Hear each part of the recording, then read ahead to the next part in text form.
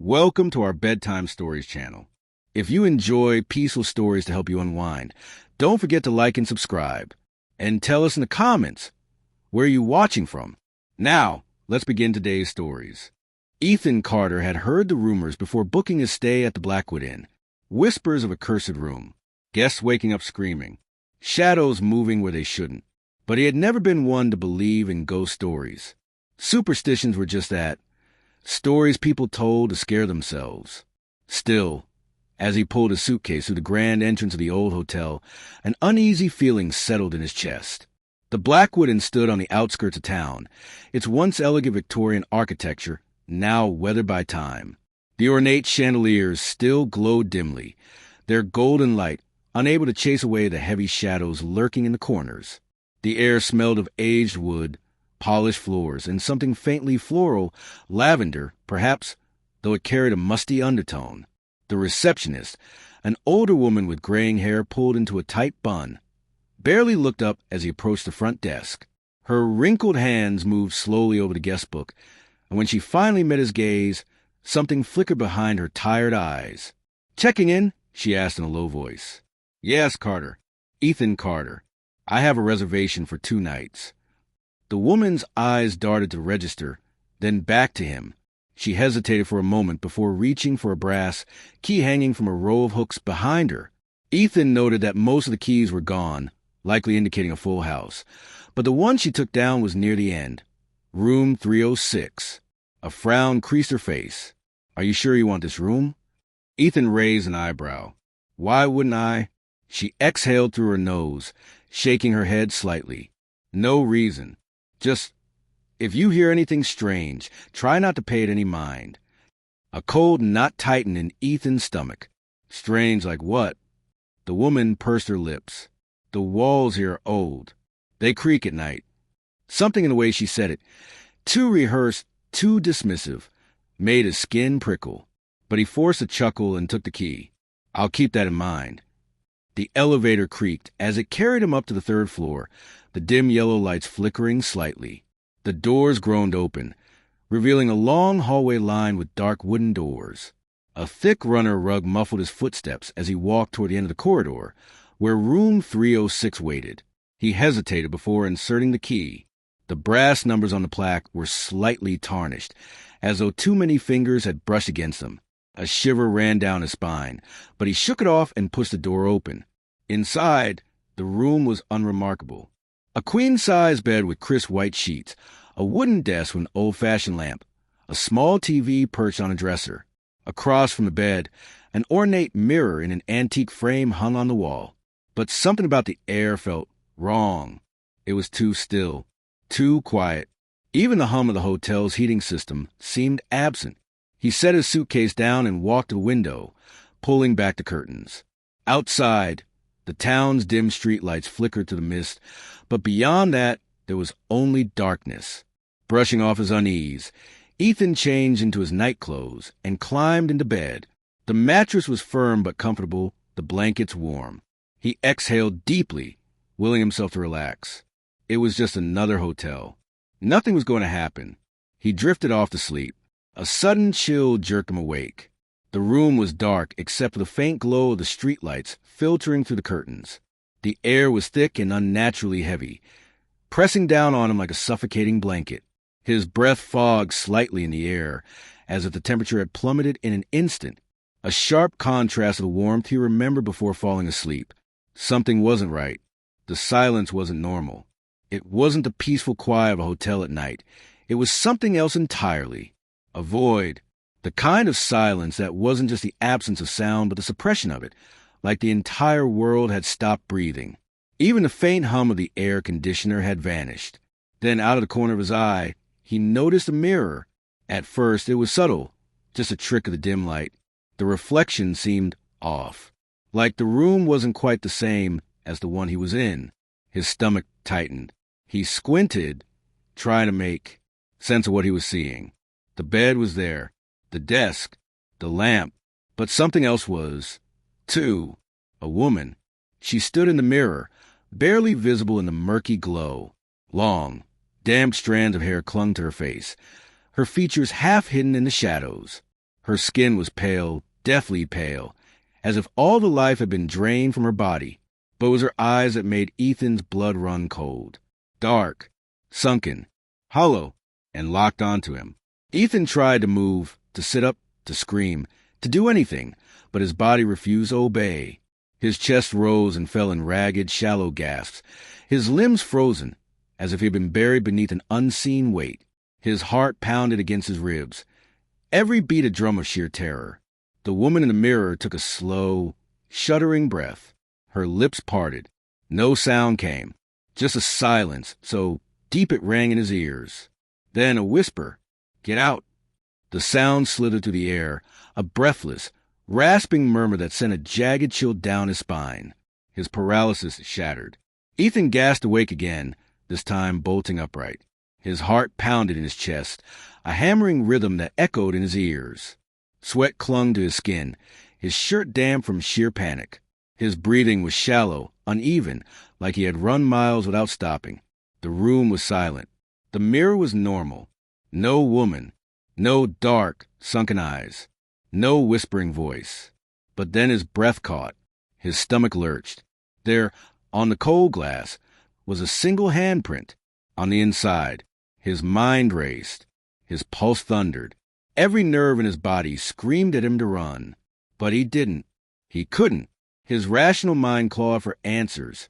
Had he been dreaming? Sleep paralysis? No. This was real. Too real. Slowly, hesitantly, he swung his legs over the bed, his bare feet meeting the icy floor. The chill seeped into his skin, crawling up his spine like a phantom touch. His reflection stared back at him, his own face pale and drawn, his eyes wide with fear. But the handprint, it was distinct, small, almost delicate, yet smeared, as if someone pressed their fingers against the surface in desperation before slipping away. Ethan's breath came in shallow, uneven gulps. His pulse roared in his ears. He took a hesitant step forward, then another. His fingers hovered just above the mark. The air was colder here, a bone-deep chill that made his skin prickle with unease. The temperature wasn't just lower, it felt unnatural, the kind of cold that didn't come from a draft or an open window. Then, as he watched, the handprint began to fade, not like condensation, drying up, but as if something or someone was wiping it away. From the other side, Ethan stumbled back, his breath hitching in his throat, his stomach twisted into knots. His mouth was dry, his tongue heavy like sandpaper. This wasn't his mind playing tricks. This wasn't some illusion. This was real. He turned sharply, his eyes scanning the room, his senses on high alert. The air felt heavier now, suffocating, thick with something unseen. Every shadow seemed deeper, darker. The dim glow of the streetlights outside barely cut to the oppressive blackness pressing against the windows. His suitcase sat untouched. The window was still closed. A gust of wind rattled the walls. Except the windows were shut. There was no draft. His pulse quickened. Something was here, watching, waiting. He swallowed hard, forcing a nervous laugh. It's just my mind playing tricks. The lamp flickered. Then the whisper returned. Only this time, it was right behind him. "Get out." The voice was closer. Too close. So close he could feel the ice-cold breath on the back of his neck. A rush of freezing air swept through the room, and the lights died, plunging everything into complete darkness. Ethan didn't hesitate this time. He lunged for his suitcase, yanking it off the floor, his fingers fumbling with the lock. His breath came in rapid, uneven gasps. The whispering turned into a low, distorted hum, growing louder. Something moved in the darkness. A shadow, flickering, shifting, crawling along the walls, stretching toward him. The door. He needed to get to the door. His trembling hands grasped the key. He twisted the knob. It wouldn't budge. It was locked from the inside. His breath came in sharp, panic bursts. He banged on the door, his voice raw and desperate. "Help! Let me out!" No answer. No footsteps. Just silence. Then the whisper returned, right against his ear. "You should have listened." His blood ran cold. Something moved behind him. A presence. A shape in the dark. He could feel it, tall, looming, hungry. Ice-cold fingers wrapped around his throat. The touch sent a violent shudder through his body. The grip tightened. Cold, unforgiving, stronger than anything human. Ethan tried to scream, but no sound came. His vision blurred. His lungs burned. The shadows swallowed him whole. The next morning, room 306 was empty. The bed was made. The suitcase was gone. And in the mirror, a single handprint remained, pressed against the glass, waiting for the next guest. A week later, the receptionist checked in another guest, another skeptic, another name in the register. The key to room 306 was handed over. The cycle began again. The forest was eerily silent. Not the peaceful kind of silence, but the heavy, unnatural quiet that made every breath sound too loud. The kind of silence that made the hairs on the back of your neck stand up. Jake adjusted the straps of his backpack and glanced over his shoulder. The sun was setting behind the trees, bleeding orange and purple into the sky. He had been hiking for most of the day, and his legs ached with exhaustion. But there was something else gnawing at him, a feeling like he was being watched. He shook it off and focused on setting up camp. The clearing he had chosen was perfect, just enough space for his tent, surrounded by towering pines that swayed gently in the evening breeze. He had always loved the solitude of camping alone, away from the noise of the city. No distractions, just him and the wilderness. But as he unrolled his sleeping bag, that feeling returned. Stronger. Jake slowly turned, scanning the tree line. The woods were dense, shadows stretching long and jagged across the forest floor. The wind rustled through the leaves, but there was no movement beyond that. Still, he couldn't shake the unease creeping into his chest. He forced a chuckle. Relax, man. It's just your imagination. But even as he said it, the feeling lingered. The fire crackled, sending flickering light across the clearing. Jake sat cross-legged near the flames, his knife resting beside him. He wasn't scared, just cautious. He sipped from his water bottle and let his mind drift. The night was quiet, the kind of quiet he should have found calming. But instead, it set his nerves on edge. Then he heard it. A snap, a branch breaking somewhere in the trees. Jake froze, his grip tightening around the handle of his knife. He held his breath, ears straining against the silence. Nothing. Probably just an animal. He exhaled slowly and forced himself to relax. But just as he reached for another drink, his eyes caught something, a shape just beyond the firelight. A shadow, standing between the trees, watching him. Jake's pulse slammed against his ribs.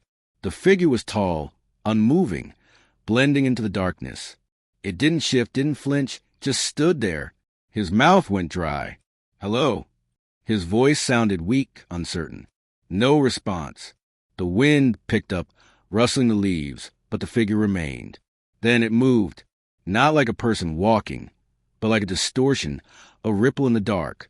One moment, it was there. The next, it wasn't. Jake's stomach twisted. What the hell was that? He grabbed his flashlight and shone it into the trees. The beam cut through the dark, illuminating rough bark and tangled undergrowth. But there was no sign of anything or anyone. After a long moment, he lowered the light. It was probably just exhaustion playing tricks on his mind. The shadows could be deceiving, especially when he was alone out here. That had to be it. With a deep breath, he crawled into his tent, zipping it up tight. But sleep didn't come easily, because even though the fire outside crackled and the wind rustled through the trees, he could still feel it. That presence. Watching. Waiting. Jake woke to the soft glow of morning filtering through his tent. The air was cool and damp, carrying the earthy scent of pine and soil. His body ached from the stiffness of sleeping on the hard ground, and his muscles protested as he stretched his arms above his head. He let out a slow breath and rubbed his face. His sleep had been restless, plagued by strange dreams, shifting shadows, whisper voices, the unsettling feeling of being watched. He couldn't remember much, but the lingering unease sat heavy in his chest. Pushing aside the lingering grogginess, he unzipped the tent and stepped outside. The forest was bathed in the golden hues of early morning, the treetops swaying gently in the breeze. Sunlight filtered through the branches, casting dappled patterns onto the ground. The sounds of chirping birds and rustling leaves filled the air, the rhythmic pulse of the wild. For a moment, he almost laughed at himself. The fear from last night seemed ridiculous now. He had let the darkness and exhaustion get to his head. Shadows played tricks, nothing more. His mind had conjured up shapes that weren't there, fueled by the eerie silence of the wilderness.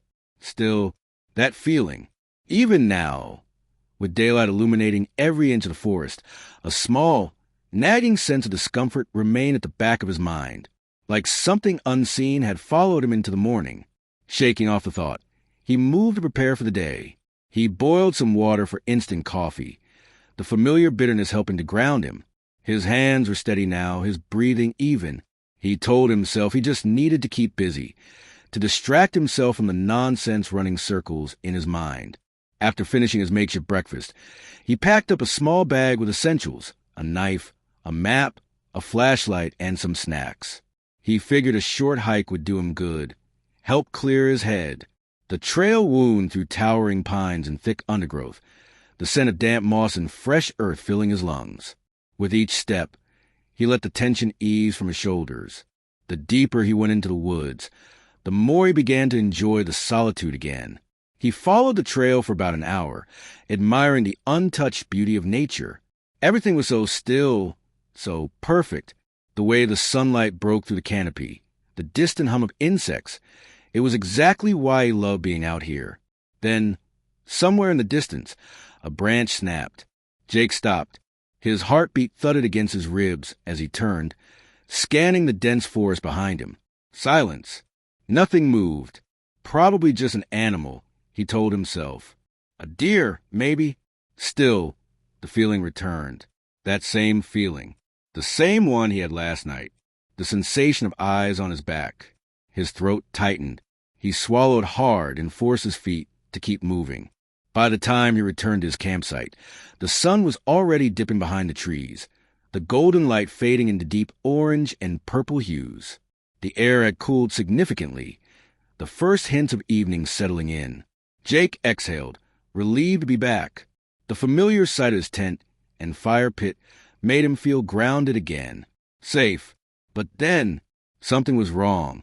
His tent was open. Not just slightly unzipped, but wide open. The entrance flapped gently in the evening breeze, the fabric swaying as if something or someone had been inside. Jake's stomach dropped. Had he forgotten to close it? No. He was sure he had zipped it shut before leaving. A sharp chill ran down his spine. His eyes scanned the clearing. Every muscle in his body tensed. The forest around him remained still. The wind whispered to the leaves. No sign of anyone. Taking slow, deliberate steps, he approached the tent. His fingers tightened around the knife on his belt. He hesitated for a moment before crouching down and peering inside. Everything was exactly as he had left it. His sleeping bag was still neatly rolled. His backpack leaned against the side of the tent, untouched. His supplies were in place. Nothing had been taken. Nothing had been disturbed. But something still felt off. The air inside the tent felt wrong, charged, almost like an unseen presence still lingered, like the space had been occupied by something that had just left. Jake swallowed hard and slowly backed out of the tent, standing upright. He scanned the ground for footprints, searching for any sign that someone had been there. Nothing. No footprints. No broken twigs. No disturbed dirt. It didn't make sense. His breathing grew shallow as the unease tightened in his chest. If no one had been here, why did it feel like they had? He spun around suddenly, scanning the tree line. The forest had darkened with a fading light, the shadows stretching long and jagged across the ground. The trees stood tall and unmoving, their silhouettes stark against the deepening sky. And yet, for a split second, he thought he saw movement, a shape, tall, thin, standing just beyond the trees. His breath hitched. He blinked, and it was gone. Just the trees. Just the shadows. A shiver crawled down his spine. Had he imagined it? He let out a shaky breath and rubbed his face. No, it was nothing. Just a dimming light playing tricks on his eyes. He was letting his nerves get the better of him again. With an unsteady exhale, he walked over to his tent and zipped it shut tight this time, double-checking that it was secure. Then, trying to shake off the feeling, he gathered some firewood and set up his campfire.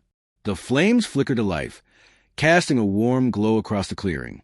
But even as he sat by the fire, staring into the crackling embers, he couldn't ignore the sensation crawling up his spine. The woods felt different now, darker, closer. The wind had died down and the sounds of forest seemed more distant. The usual rustling of leaves and chirping of crickets had faded, leaving behind a silence that felt heavy. Too heavy. Jake clenched his jaw and stared into the trees. He wouldn't let this get to him. It was just paranoia, just the tricks of an overactive imagination. But deep down, in the part of his brain that he tried to ignore, he knew something wasn't right. Something was out there, and it was watching him. The fire crackled, sending sparks into the night sky. Jake sat with his knife in hand, his flashlight resting beside him. The feeling was back, stronger than before. The kind of feeling that made his muscles tense and his heartbeat quicken. Then it happened again. A sound, a whisper of movement in the trees. His grip tightened around the knife. Not an animal, not the wind, something else. He turned his flashlight toward the woods. The beam cut through the dark. For a second, there was nothing but trees and shadows. Then there, a figure, closer than before. Tall, motionless, watching. Jake's breath hitched. He stood slowly, muscles tensed. His instincts screamed at him to run, but he didn't. Instead, he called out, his voice low but firm. "Who's there?" Silence. Then movement. It was coming closer. Jake's heart pounded. He grabbed his flashlight, shining it directly at the figure. And for the first time, he saw it. A tall, gaunt figure, its limbs impossibly thin. Its face was obscured by the shadows, but its eyes, black, empty, endless. A sharp, suffocating cold filled the air. Then it spoke. "Leave." The words slithered through the dark, a voice that sounded hollow, distant, ancient. Jake stumbled back, his flashlight shaking. His mind screamed at him to move, but his body refused to obey. Then the fire went out. The darkness swallowed him whole. Jake ran, branches toward his arms. Roots threatened to trip him, but he didn't stop. He didn't dare look back. The whispering was everywhere now, surrounding him, closing in. "Leave." He reached the trail, his breath ragged, his legs burning. The trees loomed over him, twisting shadows in the moonlight. Then he saw it, standing at the edge of the woods, closer than ever. It tilted its head, those empty black eyes locking onto his. And then it smiled. Jake didn't wait to see what would happen next. He bolted, didn't stop, didn't look back. He reached his car, fumbled with the keys. His hands trembled, his breath coming in sharp gasps. The engine roared to life. He peeled out of there, gravel kicking up behind him. The last thing he saw in his rear-view mirror, the figure, standing at the tree line, watching, waiting. And as he sped down the road, one final whisper followed him. "See you soon." Emily Foster was alone in her apartment when the phone rang. It was late. Too late for anyone to be calling. She frowned, glancing at the clock. 11:47 p.m. Her phone vibrated against the coffee table, the screen lighting up with an unknown number. She hesitated. It could be a scam call, a wrong number, or something equally unimportant. But something about it fell off. The number looked familiar, almost like... She swallowed hard, her heart picking up pace. It looked like his number. No, that was impossible. She had deleted it months ago, because her brother was dead. Her fingers trembled as she reached for the phone. The ringing seemed louder now, insistent, urgent. Finally, she answered, "Hello." For a moment, there was only static, a faint crackling noise. Then, a voice, soft, distorted, but unmistakable. "Emily?" Her stomach dropped. She knew that voice. She knew it better than her own. "Matt!" Silence. Her breath hitched. It couldn't be. It couldn't be him. Matt had died 6 months ago, in a car accident. She had identified his body herself. The funeral, the grief, the unbearable emptiness of losing her only brother. She had lived through it all. But now his voice was here, on the other end of the line. "Emily, listen to me." Matt's voice came again, shaky and urgent. "You have to leave. Now." Her skin prickled. "What?" She started, but the static flared, drowning out her words. His voice came through again, broken and desperate. "Emily, he's coming. Don't let him in." The call cut off. Silence. The line went dead. Emily stared at her phone, her pulse hammering in her ears. What the hell had just happened? She tried to call the number back. Disconnected. A cold shiver ran down her spine. Had she imagined it? Had the grief finally cracked something inside her? Her thoughts were racing, trying to make sense of what she had just heard. Then, a knock at the door. A single, deliberate knock. Emily froze. The air in her apartment suddenly felt too thick, too heavy. Slowly, she turned toward the door. Her phone slipped from her fingers, landing on the floor with a dull thud. Because beyond the door, in the dimly lit hallway, she could see a shadow. A tall, unmoving figure. Waiting. Emily's breathing came in shallow bursts, her chest rising and falling in rapid succession. She forced herself to think logically. Maybe it was a mistake, a hallucination.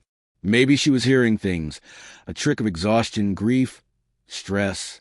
But the shadow outside her door was real, and it hadn't moved.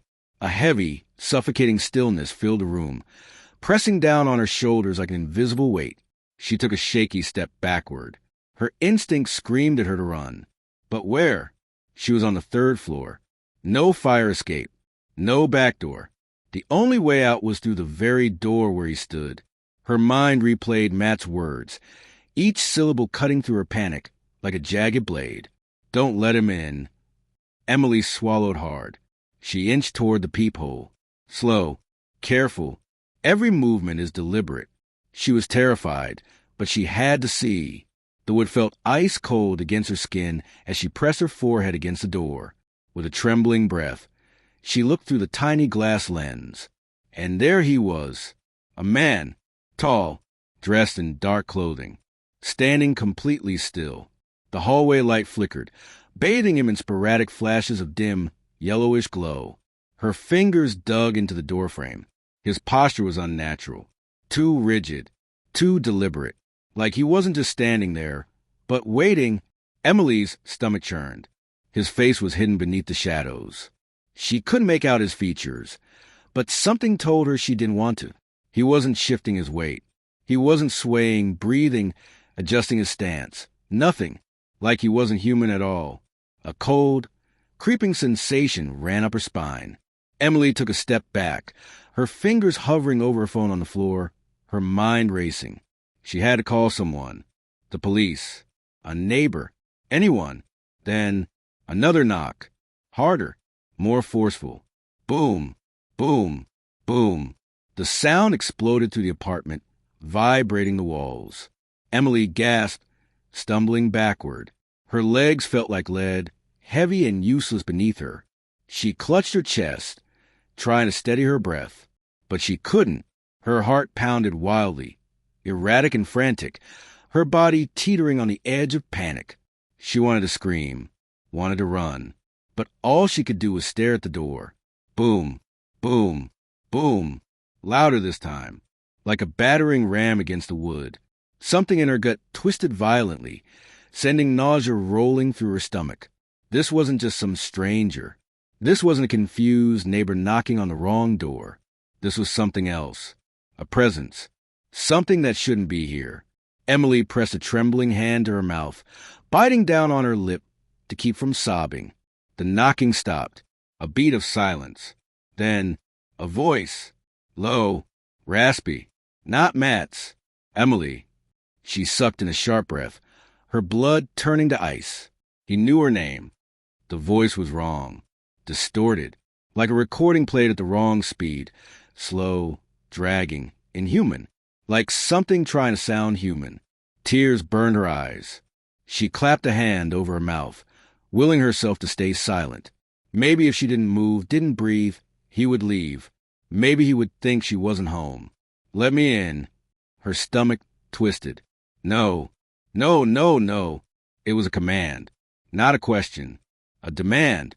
The doorknob rattled violently, twisting, jerking, wrenching back and forth with unnatural force. The lock was held. For now.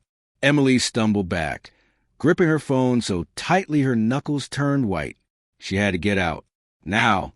She scrambled to unlock her phone, but her fingers were slick with sweat, shaking too badly to type 911. Dial 911.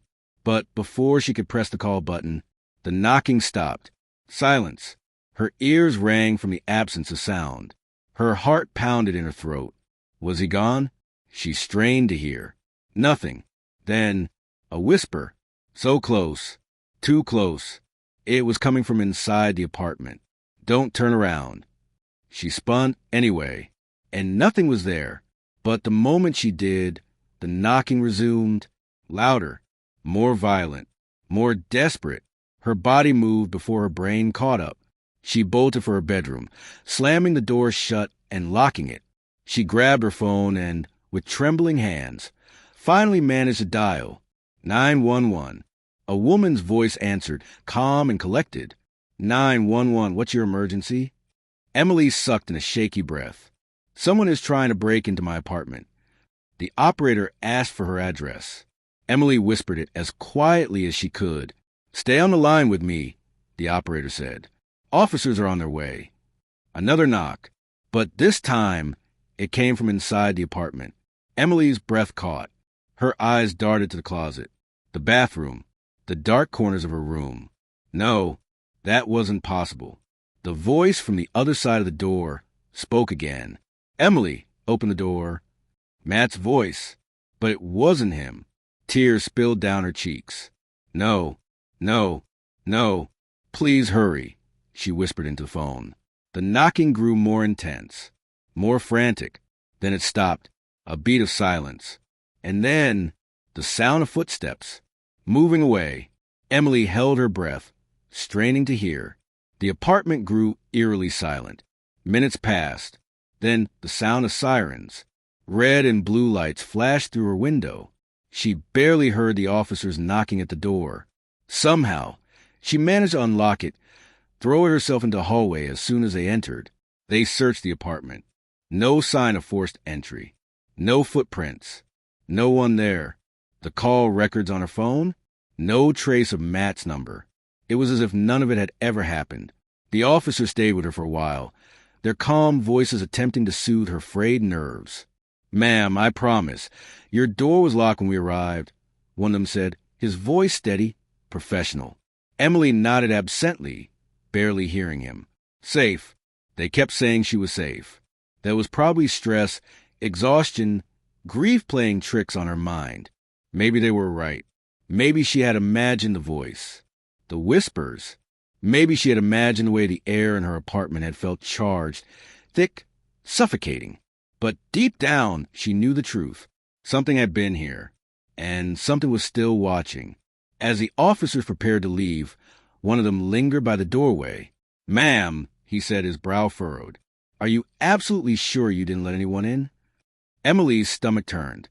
Her lips parted, but no sound came out. Why would he ask that? Something in his tone made her skin crawl. Why? She managed to whisper. The officer hesitated, then took a small step aside. And that's when she saw it. Her breath hitched, carved into the wood of her front door. Deep, jagged letters that hadn't been there before. A message. See you soon. The room seemed to tilt. The floor felt unsteady beneath her feet. Her throat closed up, her pulse hammering in her ears. She could still feel it. That presence. That wrongness. Like something was still there, lurking just out of sight, waiting. The officer said something else, but Emily didn't hear him. She couldn't move, couldn't breathe. Her vision tunneled, narrowing in on the words, the sharp, uneven cuts in the wood. Someone had done this. Something had done this. Somewhere, in the distance, a phone rang. Shrill, piercing. Emily flinched. Her phone was still on the table, screen dark. The ringing wasn't coming from her apartment. It was coming from somewhere else. It rang and rang. The officers didn't seem to notice. She swallowed hard, her fingers curling into fists. The phone kept ringing. Her mind screamed at her to answer. But this time, she didn't. The night air was crisp, carrying the scent of damp earth, rotting leaves, and something metallic, something Jason couldn't quite place. The towering silhouette of Black Hollow Asylum loomed against the moonlit sky, its jagged roof cutting into the darkness like a row of broken teeth. The structure had been abandoned for decades, yet it stood defiant against time, its presence heavy, almost suffocating. The asylum's windows were shattered, their broken edges catching the faint glow of the moon like shards of glass in an open wound. Vines twisted up the crumbling brickwork, clawing at the structure as if trying to drag it back into the earth. The building itself seemed to breathe, the cool night air whistling through its hollow corridors, creating an eerie, whispering sound that sent shivers down Jason's spine.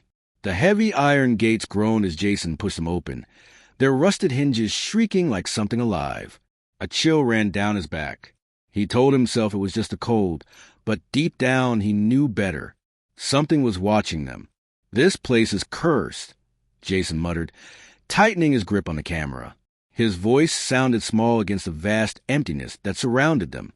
Emily rolled her eyes, adjusting the strap of her backpack. "Every haunted place is cursed. That's why we're here."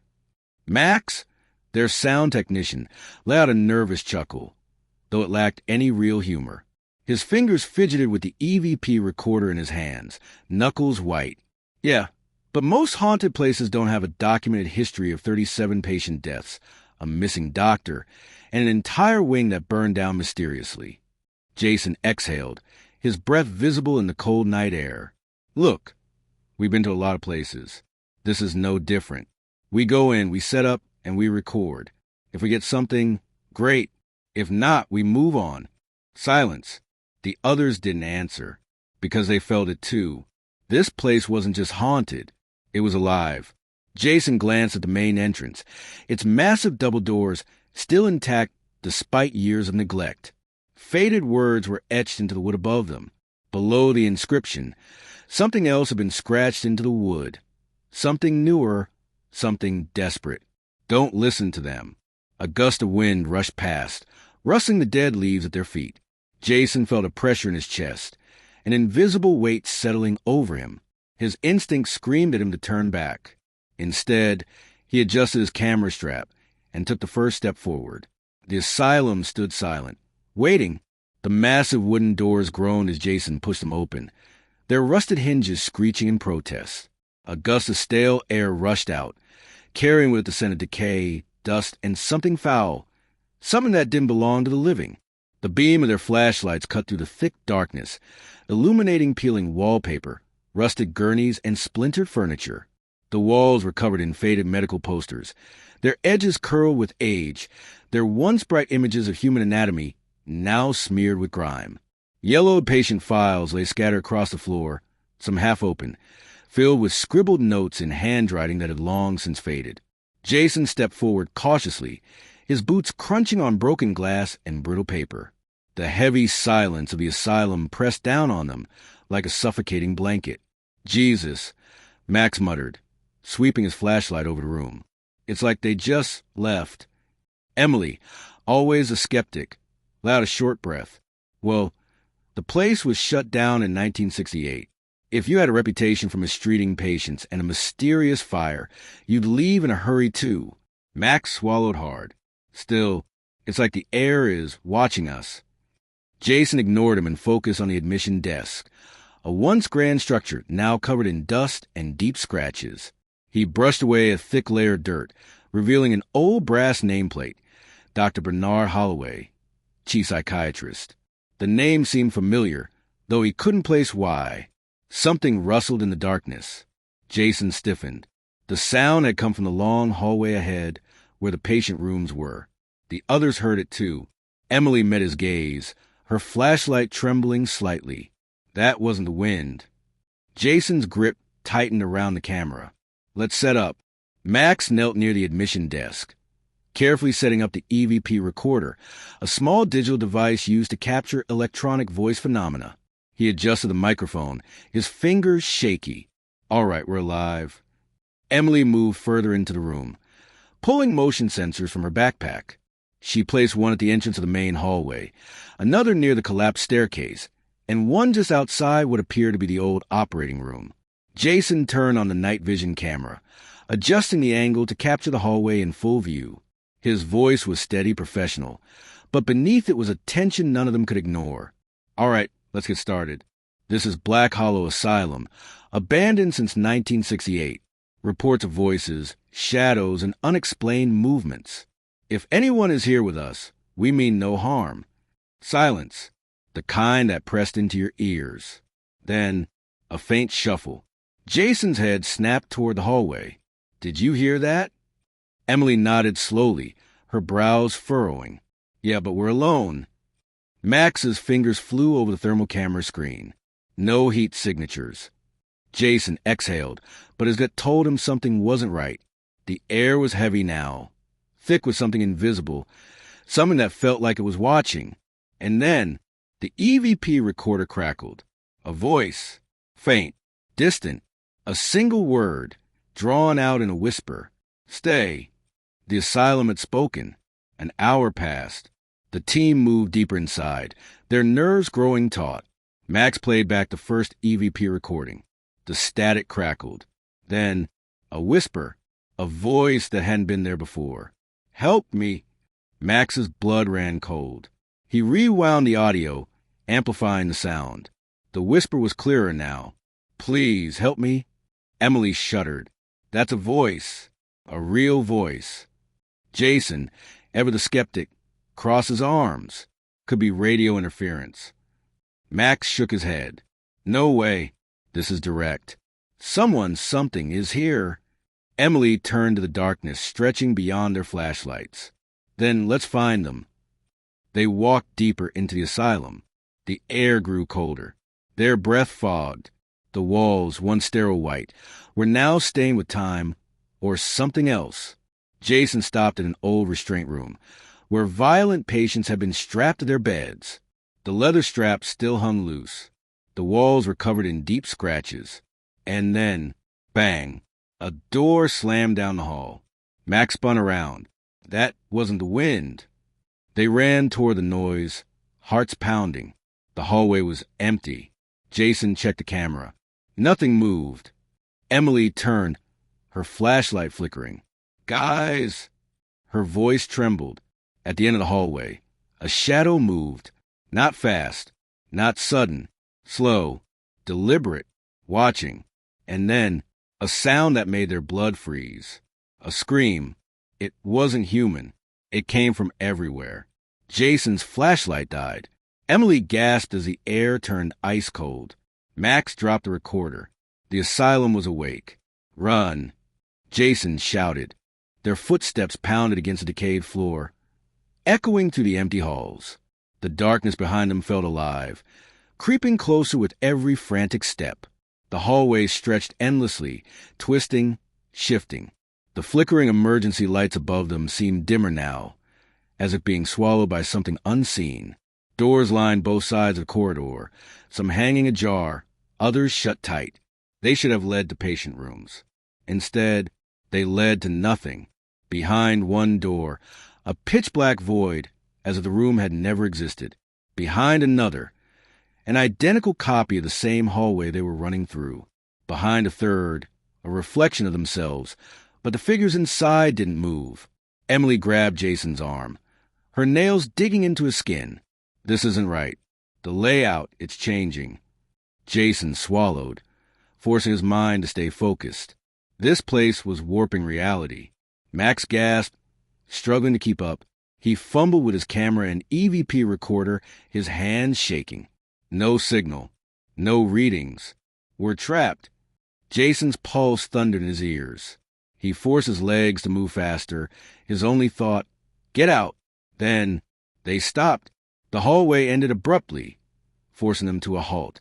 A single door loomed in front of them. Jason's breath caught in his throat. Ward C. the wing that had burned to ground in 1968. But here it was, intact. The charred remnants of its past were still present, blackened walls, the lingering scent of smoke and ash, the faint outline of scorch marks on the ceiling. Max's voice was barely a whisper. This place shouldn't exist. Jason lifted a trembling hand and pressed it against the old wooden door. It was warm. His heart pounded. Then footsteps. Heavy, slow, coming closer.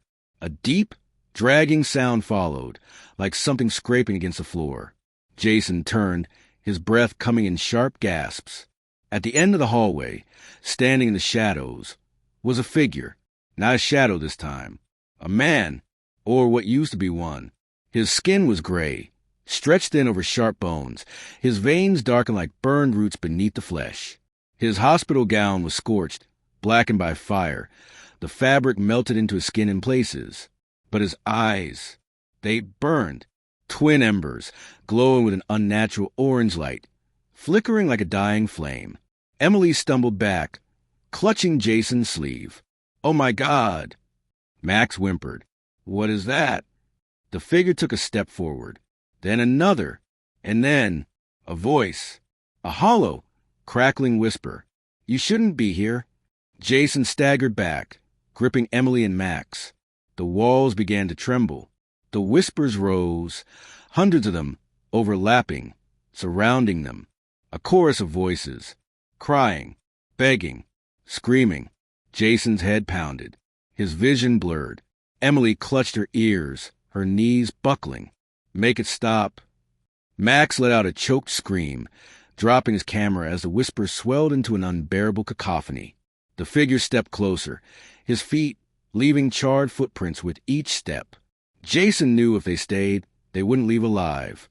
His instinct screamed at him, "Run." Now, he grabbed Emily and Max. "Go." They turned and ran. The whispers followed.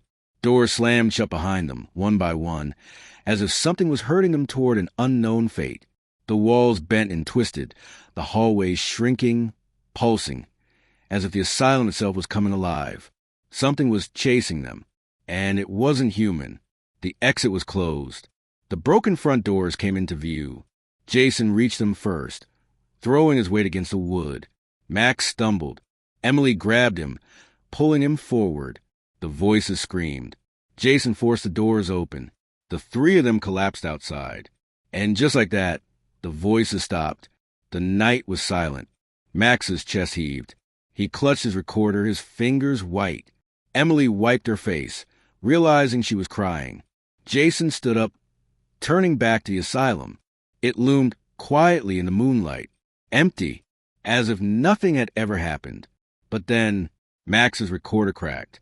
The last EVP recording played on its own. Static. Then a voice. Clear. Unmistakable. "We'll be waiting." The storm rolled in fast, sweeping across the neighborhood with fury that rattled windows and sent tree branches scraping against the side of the house. Thick clouds swallowed the moon, casting the streets into an unnatural darkness. The wind howled, making the old house groan as if it, too, felt the storm's weight pressing against its walls. Inside, Lucy sat curled up on the living room couch, her phone resting in one hand, a thick blanket draped over her shoulders. The glow of the TV flickered across her face, casting shadows that danced along the walls.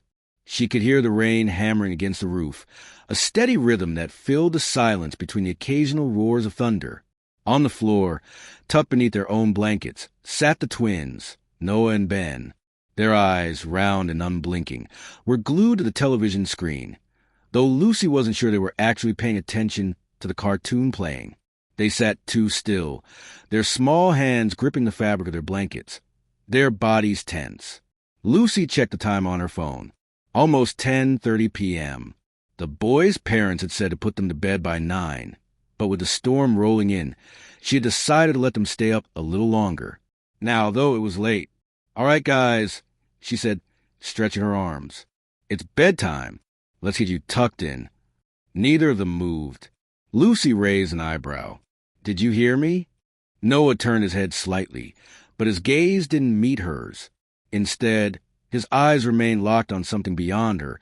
Down the hallway, Ben sucked in a shaky breath and bit his lip, his small fingers gripping his blanket even tighter. We can't sleep yet," he mumbled. Lucy frowned. "Why not?" Noah's mouth opened, but no words came out at first. He seemed to be thinking, debating whether or not to say what was on his mind. Then, in a whisper so soft Lucy almost didn't hear it, he said, "Because he told us not to." Lucy blinked, confusion flickering across her face. "What? Who told you not to?" Ben slowly lifted a trembling hand and pointed toward the hallway. Her eyes followed the direction of his finger. The hallway stretched out in front of them, long and dark, the only light coming from a small night light plugged into the wall near the boys' bedroom. At the very end of the hallway stood a closet door, slightly ajar. A chill crawled up Lucy's spine. Ben's voice was barely above a whisper when he spoke. "The man in the closet." Thunder rumbled outside. Lucy forced a smile, though her stomach twisted uncomfortably. "Guys, there's no one in your closet," she said, keeping her voice light. "It's just shadows and your imagination playing tricks on you." Ben shook his head slowly. "No, he's there. He watches us." Noah scooted closer to his brother. "He doesn't like it when we talk." The wind picked up outside, making the house shudder. A sudden gust rattled the windows, and Lucy flinched despite herself. She inhaled deeply, trying to shake the unease curling in her chest. They were just kids. Kids had wild imaginations. Still, her eyes flickered back toward the dark hallway. The closet door was open only slightly, but something about the sliver of darkness beyond it made her skin prickle.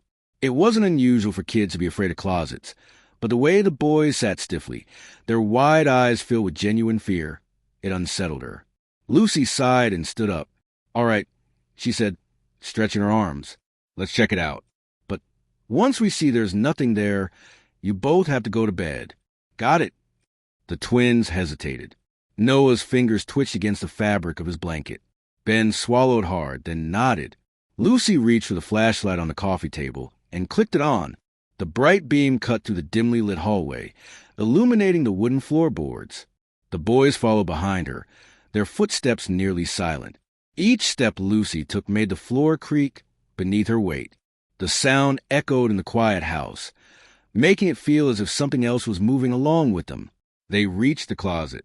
Lucy hesitated, her fingers hovering over the doorknob. The metal felt cool, too cool, as if the air around it had dropped in temperature. She frowned. That was strange. The rest of the house was warm. She glanced down at the twins. Noah's breath was shallow, his hands clenched into small fists. Ben bit his lip, so hard it turned white. Lucy inhaled deeply and tightened her grip on the doorknob. "All right, here we go." She swung the door open. The flashlight's beam cut through the darkness inside the closet. Empty. The space was small, lined with shelves holding old board games and shoeboxes. A few jackets hung limply from hooks, their fabric swaying slightly from the motion of the door opening. A pile of folded blankets sat in the corner. Nothing unusual. Lucy turned back to the boys, raising an eyebrow. "See? No one's here." Ben's lower lip quivered. Noah's face remained unreadable. "He's still there," Noah mumbled. Lucy's brow furrowed. She turned back to the closet, shining a flashlight across every inch of it. Nothing but old blankets, jackets, and dust. She exhaled sharply. "Listen, I promise you there's nothing in here. I'll shut the door and it'll stay shut all night, okay?" The twins didn't reply. Lucy knelt down in front of them, her voice softer. "You don't have to be scared. I'm right outside. Nothing's going to happen." Ben hesitated before nodding slowly. Noah, after a long pause, did the same. Lucy ruffled their hair and led them to bed, tucking them under their covers. As she pulled their bedroom door shut behind her, she heard Noah whisper, "He doesn't like you." Lucy's breath caught in her throat. Her hand froze on the doorknob. She waited. Silence, shaking off the lingering unease. She turned and walked back to the living room. As she settled onto the couch, she cast one last glance down the hallway. The closet door had moved. It wasn't wide open. but it was no longer fully shut. A small gap remained, just enough for something to watch. The hallway light spilled into the closet, illuminating the small, cluttered space. Dust floated lazily in the air, disturbed by the movement of the door. The walls were lined with shelves filled with old board games, forgotten toys, and shoeboxes that looked like they hadn't been touched in years. A few jackets hung limply on the metal rod above, their sleeves swaying slightly from the shifting air. In the corner, a pile of old blankets sat in a heap, untouched, empty. Lucy let out a slow breath and turned back to the twins. "See," she said, forcing a lightness into her voice. "No one's here." Noah didn't look convinced, his lips pressed into a thin line, his eyes flicking from Lucy to the closet and back again. Ben was trembling, his small hands curled into fists at his sides. Noah was the first to speak. "He's still there," he mumbled. His voice was so quiet, Lucy almost missed it over the distant rumble of thunder outside. "You just can't see him." Lucy shivered. The air inside the closet felt different, heavier, thicker. The smell of dust and fabric softener should have been familiar, comforting even, but instead it seemed stale, stagnant, wrong. It was as if the space had been untouched for decades, yet she knew the boy's parents had organized it just a few weeks ago. She swallowed against the unease curling in her stomach. "There's no one there," she reassured, kneeling in front of them. "Listen, I promise you, no one is in the closet. The door will stay shut, and I'll be right outside, okay?" The twins didn't respond right away. Ben stole a nervous glance at Noah, who finally gave a slow, reluctant nod. Ben followed his brother's lead, though his hands remained clenched.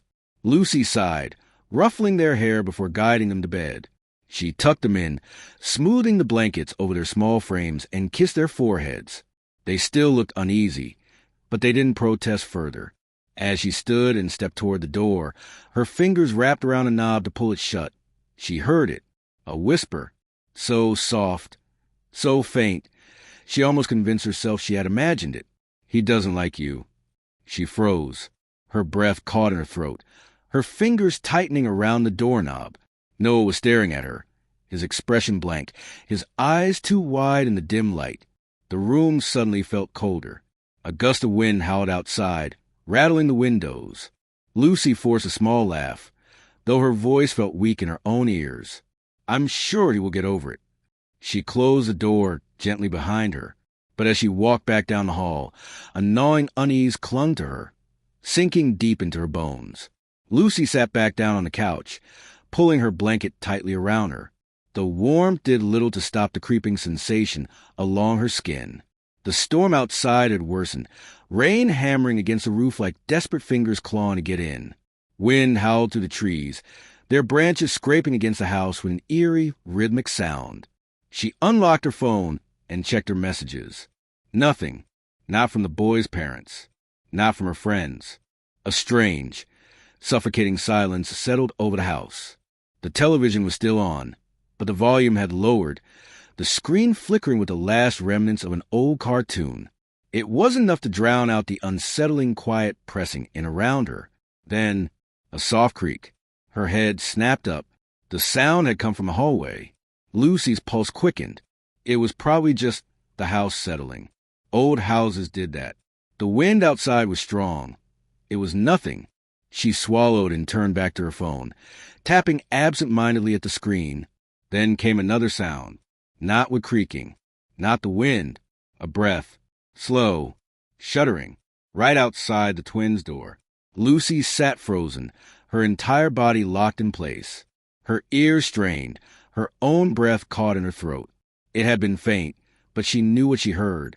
Someone exhaling, low and heavy. The air in the living room suddenly felt thick, pressing against her chest. Her fingers dug into the fabric of her blanket. She turned her head, eyes locked on the dark hallway. Nothing moved. The night light near the boys' room glowed dimly, barely pushing back the shadows. The closet door, she reassured herself, was closed. Right? Lightning flashed outside, illuminating the house for a brief moment. The shadows on the walls stretched and shifted, bending unnaturally. And for a second, just a second, she thought she saw something. Tall, motionless, standing just beyond the hallway's edge. Lucy's heart pounded against her ribs. She forced herself to her feet, her legs moving before her mind could process the decision. Each step felt heavy, deliberate, as if the air around her was thickening, pushing back against her movements. Her fingers trembled as she reached for the hallway light switch. The bulb flickered. Then, darkness. The light went out. Lucy sucked in a sharp breath. The storm outside raged, lightning illuminating the house in brief flashes.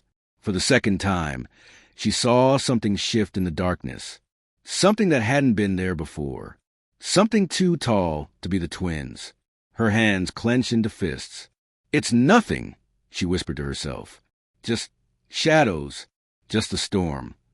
Steeling herself, she took a cautious step forward. The floor was cold beneath her bare feet. She exhaled slowly, forcing her breath to steady. Then, a soft click echoed in the silence. Lucy's stomach dropped. Her gaze snapped to the end of the hall. The closet door. It was open, not just a crack. Wide open. The jackets inside swayed slightly, as if something had just moved past them. The air in the hallway felt colder than before. Heavy, pressing. The shadows inside the closet stretched unnaturally, curling at the edges like fingers reaching outward. Lucy's breath hitched in her throat. A whisper slithered through the dark. Low, hoarse, not a child's voice. "Not yet." Lucy stumbled back, her hands slapping against the wall as she gasped. The words had been right beside her, near her ear, but the hallway was empty. She turned sharply, expecting. What? A figure? A shadow? Something to confirm the icy dread coiling in her gut? There was nothing. The closet door remained open, its darkness yawning, waiting. Lucy's breathing was shallow, her pulse roaring in her ears. She had to close it. She had to. Forcing her legs to move, she took a hesitant step forward, then another. The air thickened. Another step. The hallway felt longer now, stretched unnaturally, the door growing farther away instead of closer. She could hear something inside, something shifting, something breathing. Lucy reached for the door. Then, just before she could touch it, the door slammed shut on its own. A single whisper crawled through the air. A promise. A warning. Not yet. Lucy stumbled back, her pulse hammering in her ears. No, this wasn't real. She fumbled for her phone. The screen's glow weak against the darkness. Then a message popped up. Unknown number. Did you lock the doors? Her stomach dropped. Her fingers hovered over the keyboard. But before she could type a response, another sound came from behind her. The twins' door creaked open. A soft patter of footsteps. She turned. Noah and Ben stood there, wide-eyed, their small hands clutching each other. Lucy's voice wavered. "What are you doing up?" Noah trembled. "He's mad." Ben whimpered. "He's coming." A loud bang. The closet door slammed shut. Lucy grabbed the twins and ran. Her shaking hands fumbled with the front door lock, but it wouldn't budge. The house groaned. No, something inside it groaned. The air turned ice cold. A whisper curled through the room. Not yet. Then, footsteps.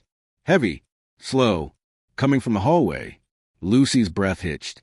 The twins clung to her, their small bodies trembling. She turned and saw him. A tall, gaunt figure stood just beyond the glow of the streetlight. His face was wrong, stretched too thin, mouth curling too wide. His fingers twitched at his sides, long and bony, nails blackened. His eyes, there were no eyes, just pits of darkness. A slow, rattling breath left his lips. Then, in a voice that scraped against the walls, he whispered, "You shouldn't have looked." The lights flickered. The walls seemed to pulse, shifting, bending. The room closed in. Lucy gasped as the figure stepped forward. The twins sobbed against her, their small hands clawing at her arms. "Make him go away," Ben whimpered. Noah's voice was barely a whisper. "You can't." The thing in the dark smiled, and everything went black. Lucy's eyes shot open. Morning light streamed through the windows. The house was silent. The twins slept peacefully in their beds. Has it been a dream? She sat up, rubbing her face. Her body ached as if she had run miles. Her phone buzzed. A new message. Unknown number. See you soon. Lucy's breath hitched. She turned toward the hallway. The closet door was open, and inside, a shadow waited. The sky, a bruised canvas of deep violet and molten gold, stretched endlessly over the quiet countryside. The last remnants of daylight clung to the horizon, casting long, eerie shadows to the dense forest that lined the narrow dirt road. A cool breeze whistled through the trees, rattling the dry leaves and carrying the faint scent of damp earth and pine. Sam, Mia, Josh, and Riley walked together, their voices breaking the stillness of the evening. They had taken this path countless times before. It was their shortcut home, a well-worn trail cutting through the woods. Tonight, however, something about the journey felt different. The air was heavier, almost electric, as if the trees were holding their breath. Josh sighed loudly, dragging his sneakers through the loose dirt. "This shortcut's a joke," he grumbled. "Your secret way is just more walking, Sam." Sam smirked, unfazed. "Trust me, it's faster." Mia crossed her arms, unimpressed. "You said that half an hour ago." Riley, who had been trailing slightly behind the group, barely heard them. His gaze was fixed on the tree line, where the darkness thickened unnaturally. The trees swayed gently, yet the rustling leaves carried no real sound. An unsettling quiet had settled over the woods, as if something unseen lurked just beyond their sight. Then he saw it. A tunnel. It stood a short distance away, nestled within the undergrowth, as though it had been waiting to be discovered. The entrance was wide, almost perfectly circular, framed by thick stone that looked ancient, weathered and cracked by time. Vines crawled up its sides like veins, and the mouth of the tunnel gaped open, swallowing the dim light of dusk. Riley stopped in his tracks. "Guys!" The others turned, following his gaze. Mia's brow furrowed. "That wasn't here before." Josh scoffed, rolling his eyes. "Of course it was. We just never noticed." Sam took a slow step forward, his head tilting in curiosity. "It's weird, though. No signs, no markings, just a tunnel in the middle of nowhere." Riley's stomach twisted. "It feels wrong." Josh grinned, his usual bravado kicking in. Only one way to find out. Stepping inside was like entering another world. The first thing Riley noticed was the air. Thick, stagnant, clinging to the skin like a damp shroud. It smelled of old earth and something faintly metallic, a scent that sent an uneasy shiver down his spine. Their footsteps echoed eerily against the stone floor, the sound stretching unnaturally down the passage. The tunnel's walls were rough, made of uneven bricks that jutted out at odd angles, like bones pressing through thin skin. The deeper they moved, the more the darkness thickened, swallowing the edges of their vision. Josh flicked on his flashlight, and the narrow beam cut through the void. The tunnel extended far beyond what should have been possible, an impossibly long corridor stretching endlessly ahead. No curves, no breaks, just darkness. "This is awesome," Sam whispered, his voice barely above a breath. Mia shivered, rubbing her arms. "It's colder here." Riley hesitated before reaching out to touch the wall. It was dry, too dry for a place that felt so damp. He swallowed hard. Something's not right. Josh, oblivious to the growing tension, walked ahead with an easy confidence. He whistled, the sound bouncing around him before twisting into something unnatural, distorted, stretched, warped. Mia flinched. "Let's not go too far." Josh smirked, scared. Mia scowled but didn't answer. Then, a whisper, soft, almost a sigh. They all froze. Riley's breath caught in his throat. "Did you hear that?" No one answered. Josh lifted his flashlight, sweeping the beam ahead. The tunnel remained the same, endless, empty, wrong. The silence pressed against them, heavier now. Mia grabbed Sam's sleeve. "We should go back." Josh chuckled, but there was a nervous edge to it. "Come on, it's just a tunnel. Probably just the wind." Riley wasn't convinced. His heartbeat pounded in his ears. Then, something moved.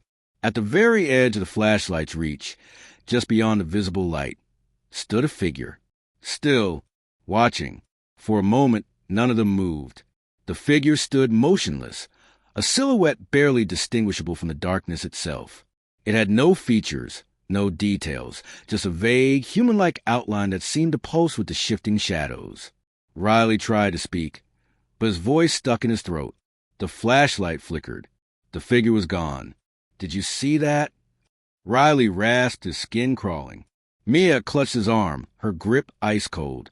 "See what?" Josh swung the flashlight wildly. "Dude, there's nothing there." But Riley knew what he had seen. A gust of air brushed past him, carrying a stronger wave of that strange metallic scent. The tunnel suddenly felt too small, as if the walls were pressing inward. Mia took a shaky step back. "We're leaving." Sam nodded. "Yeah, let's go." Josh sighed but didn't argue. "Fine. Whatever." They turned and stopped. The exit was gone. The tunnel stretched behind them, just as endlessly as it had ahead. Mia's breathing turned shallow. No, we didn't walk that far." Josh tightened his jaw. "We must have taken a turn." Riley shook his head.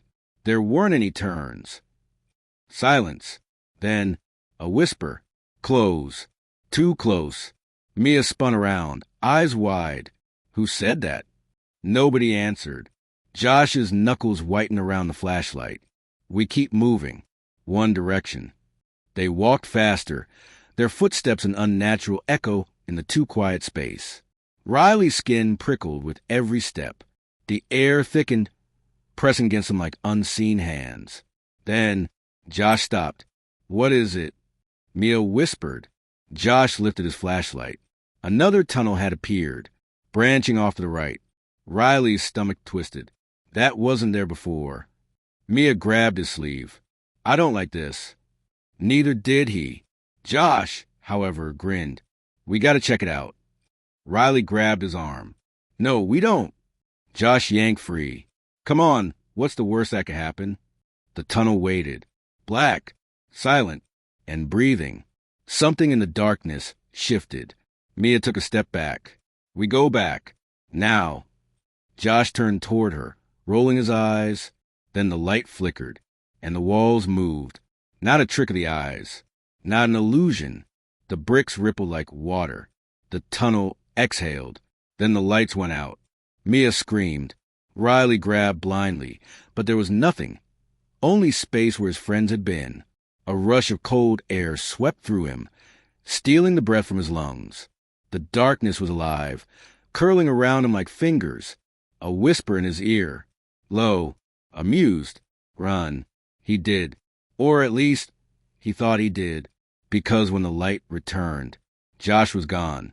The second tunnel was narrower, colder. Their footsteps barely echoed now, swallowed by the thick silence pressing on all sides. The walls were damp, and the air had a strange metallic scent, like rust or blood. Mia's hand trembled in Riley's. Josh slowed down. Josh didn't. He was ahead now, his flashlight bouncing off the slick stone walls. His steps were eager, careless. The deeper they went, the heavier the air became, pressing down on her chest like an unseen weight. Then a sound, faint, a slow, dragging noise, like something heavy being pulled across the ground. Josh stopped. The flashlight flickered again. Then I went out. Darkness swallowed them whole. Mia gasped. Riley fumbled for his phone, his fingers shaking. "Josh!" Silence. Then a single sound. A footstep. Not theirs. Sam cursed under his breath. "Turn the light back on." Josh's voice came, shaky now.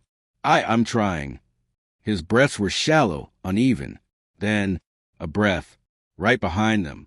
Soft. Slow. Mia screamed. Light flared back on. Josh was alone. Sam's voice cracked. "Where's Riley?" The tunnel was empty. No Riley. No footsteps. Just silence. Mia's breathing came fast, ragged. He was right here. Her voice was barely above a whisper, but echoed down the passage, stretching unnaturally into the darkness. Josh swallowed hard. Maybe he ran back? Mia shook her head violently. Riley wouldn't just... Then something new. A door. Old. Wooden. standing in the wall where there had been nothing before. The wood was cracked and warped with age, its surface covered in deep scratches, as if someone had tried to claw its way in or out. Josh raised his flashlight. Scratched into the surface, barely visible, were words. "Do not open." Mia's voice trembled. "We have to." Josh hesitated, his fingers tightening around the flashlight. Sam shook his head. "This is a bad idea." But Mia was already stepping forward. Slowly, she reached the handle. The brass knob was ice cold under her fingers. She turned it. The door creaked open. Beyond it, darkness. Deep, endless. A black void that seemed to pull at them, swallowing the dim glow of their flashlight. And then, a figure. Tall, still, watching. Riley. Except, his eyes were wrong. Wide, unblinking, too dark. They didn't reflect the light. They absorbed it. Mia's breath caught. She stepped back, her pulse hammering in her ears. "That's not him." Riley smiled. Not with his lips. With his teeth. Too many teeth. The door slammed shut. Riley was gone. Mia choked on a sob. Josh stumbled back, dragging Sam with him. The tunnel trembled. The air vibrated, an unnatural hum filling the space. Then, everything went black. Sunlight. Warm. Soft. Mia gasped, her eyes flying open. She was lying on her back, staring up at the sky. The trees swayed overhead, their leaves rustling in the breeze. The dirt road stretched behind them, untouched. Josh groaned, rubbing his head. What the hell just happened? His voice was thick with confusion. Sam sat beside him, eyes wild. "Where's Riley?" They turned. The tunnel was gone. No entrance. No stone archway. Just trees and silence. Mia's hand shook. No. No, no, no. She scrambled to her feet, spinning in circles, searching, calling his name. Nothing. Josh paled. He was right there. "We?" Sam grabbed his arm, his voice urgent. "We need to go." Mia's breath came in shudders. "We can't just leave." Josh's voice was hollow. "We already did." The wind shifted. A whisper. Soft. Familiar. Riley's voice. "I never left." The old estate sail had an eerie feel, as if the air itself carried whispers of the past. Dust swirled, lazily in the dim afternoon light, settling over forgotten furniture, yellowed books, and rusted trinkets. The scent of age lingered, old wood, faded paper, and something deeper, something, like damp earth after storm. People moved to the cluttered rooms in hushed voices, their fingers brushing over the remnants of a life once lived. A cracked porcelain doll lay abandoned on a wooden chair, its glassy eyes staring at nothing. A grandfather clock, its hands frozen in an unknown hour, stood against the far wall, its silence unsettling. Suri wasn't looking for anything in particular. She had just moved into a new apartment, and it felt empty. The space was modern, all clean lines and blank walls, but it lacked something with character, with a past. She had come here hoping to find a piece that would make the apartment feel more like home. As she wandered through the sale, her gaze skimming over faded paintings and tarnished silverware, something caught her eye. A mirror. It stood alone against the back wall, partially hidden behind an old wooden wardrobe, as if someone had tried to push it out of sight. Suri stepped closer. The mirror was tall, nearly as tall as she was, with a thick wooden frame covered in strange, twisting carvings. The patterns looked like vines, curling and wrapping around the edges.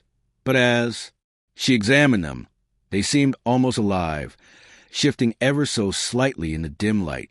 The glass itself was oddly perfect. Not a single scratch, no dust, no smudges. It looked as though someone had just polished it, yet the air around it smelled old, like damp wood and faded perfume. Suri reached out and ran her fingers along the carved wood. Ice cold. A shiver ran up her arm. She pulled her hand back, flexing her fingers. It was just a mirror. An old one, yes, but nothing more than that. "How much for this?" she asked, Turning to the old woman sitting behind the cash table, the woman, who had been counting change, looked up, her face, lined with deep wrinkles, tense the moment her gaze fell upon the mirror.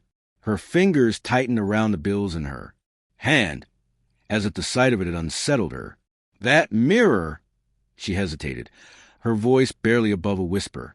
Suri waited. 50, the woman finally said. Suri blinked. 50? That's it. Something this beautiful had to be worth more. Even in its old-fashioned design, it had a timeless elegance. The craftsmanship alone should have made it expensive. The woman nodded, her expression unreadable. Take it, she said quickly. Something in her voice made Suri pause. It wasn't just urgency. It was something else. A warning. A prickle of unease crawled up Suri's spine, but she shook it off. The woman was probably just eager to get rid of old junk. She handed over the cash, lifted the mirror carefully, and carried it to her car. The frame was heavy, much heavier than it looked, but she managed to maneuver it into the back seat. As she reached the driver's seat, a strange sensation washed over her, like someone was watching. Her skin prickled. She glanced around. The parking lot was mostly empty. A few cars, an old lamppost flickering in, the afternoon light, a single bird pecking at the pavement. But then, in the mirror's reflection, behind her, a shadow moved, a flicker, quick and unnatural. She spun around. Nothing was there. Her chest felt tight. Probably just her imagination. She had read too many horror stories, watched too many late-night movies. With a deep breath, she climbed into the car and started the engine. She didn't notice the old woman still watching her from the porch, her lips pressed into a thin line, her fingers curling into the fabric of her skirt. And she didn't hear the whisper that slipped past the woman's lips. Poor girl. Suri carried the mirror into her apartment, her arms aching from the effort. The weight of it was surprising. It felt heavier now than it had at the sale, as if it had absorbed something along the way. She set it against the far wall in the living room, where the sunlight from the window hit it perfectly. The glass caught the light in an almost unnatural way, as if it were drinking it in rather than reflecting it. She stepped back, tilting her head. It looked perfect, too perfect. She ran her fingers over the carvings again, tracing the delicate lines of the twisting patterns. The wood was still ice cold. Shaking off the unease, she turned away and grabbed her phone. She snapped a quick picture, thinking it would look great on social media. Estate sale find. My new favorite thing. But when she checked the photo, a strange feeling crept up her spine. The mirror looked normal, but the reflection of the room inside it seemed darker. The light in. The picture didn't match what she saw in real life. She frowned. Maybe just a trick of the camera. Shrugging it off, she put her phone away and went to make dinner.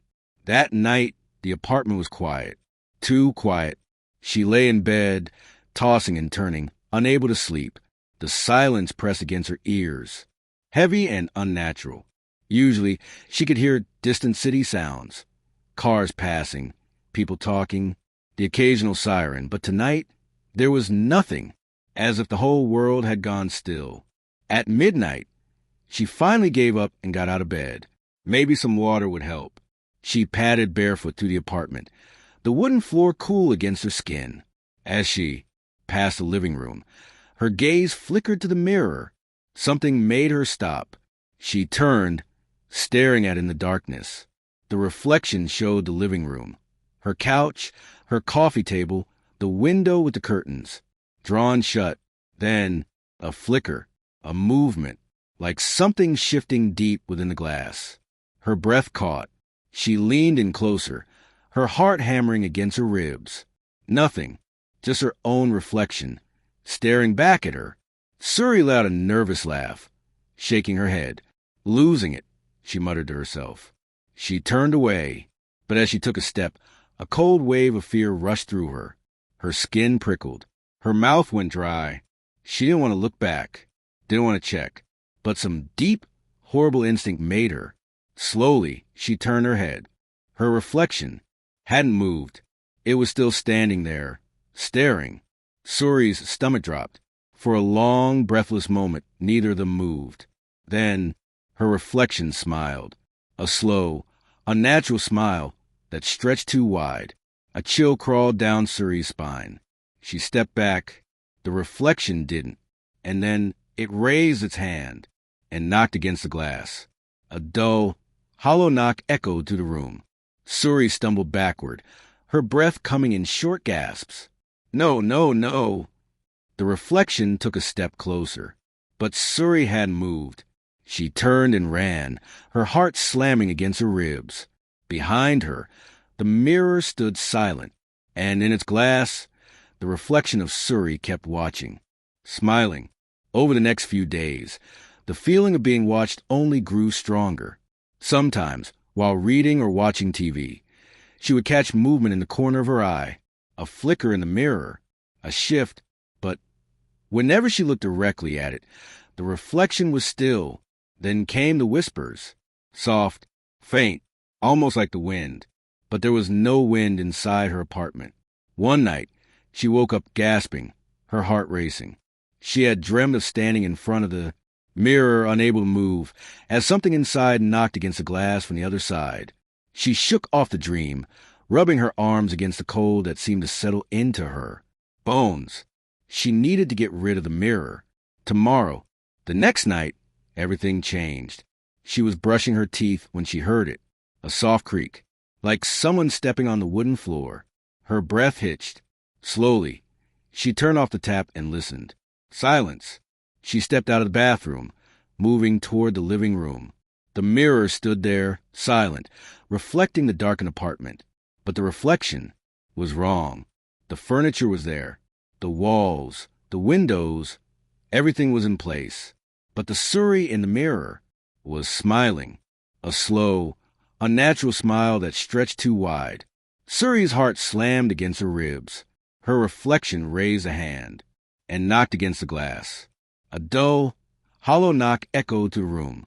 Suri stumbled back, her breath coming in short gasps. No, no, no. The reflection stepped closer, but Suri hadn't moved. It placed its hand against the glass and started pushing.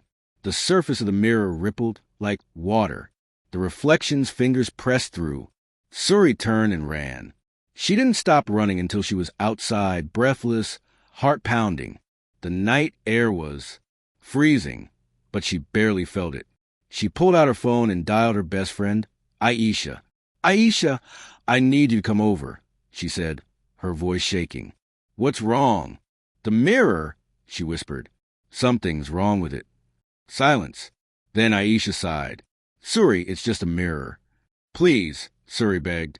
Aisha groaned. Fine. I'll be there in 10. Suri hung up, staring up at her apartment window. Something moved behind the glass. But it wasn't her. Aisha arrived, annoyed but concerned. Okay, what's the problem? Suri led her inside. The mirror stood exactly where it had been, still and silent. Aisha crossed her arms. Looks normal to me.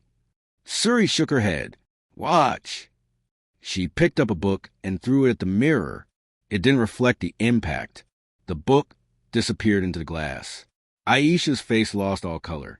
Then the book flew back out, landing on the floor, but the reflection of the book, staying inside the mirror. Suri and Aisha started, frozen in fear. Then the reflection of Suri turned and spoke. You shouldn't have bought me. They ran. They didn't stop until they were outside, gasping for air. We have to destroy it, Aisha said. Suri nodded. Fire? Aisha shook her head. No, mirrors don't burn. Suri thought for a moment.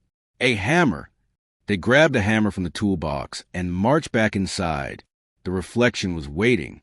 It grinned, stepping closer. Suri raised the hammer. The reflection whispered, You break me. You take my place. Suri hesitated. Aisha grabbed the hammer. Screw this. She swung. The mirror shattered. For a moment, silence. Then, a blood-curdling scream echoed through the room. A gust of wind blew past them. The lights flickered, and the mirror was gone.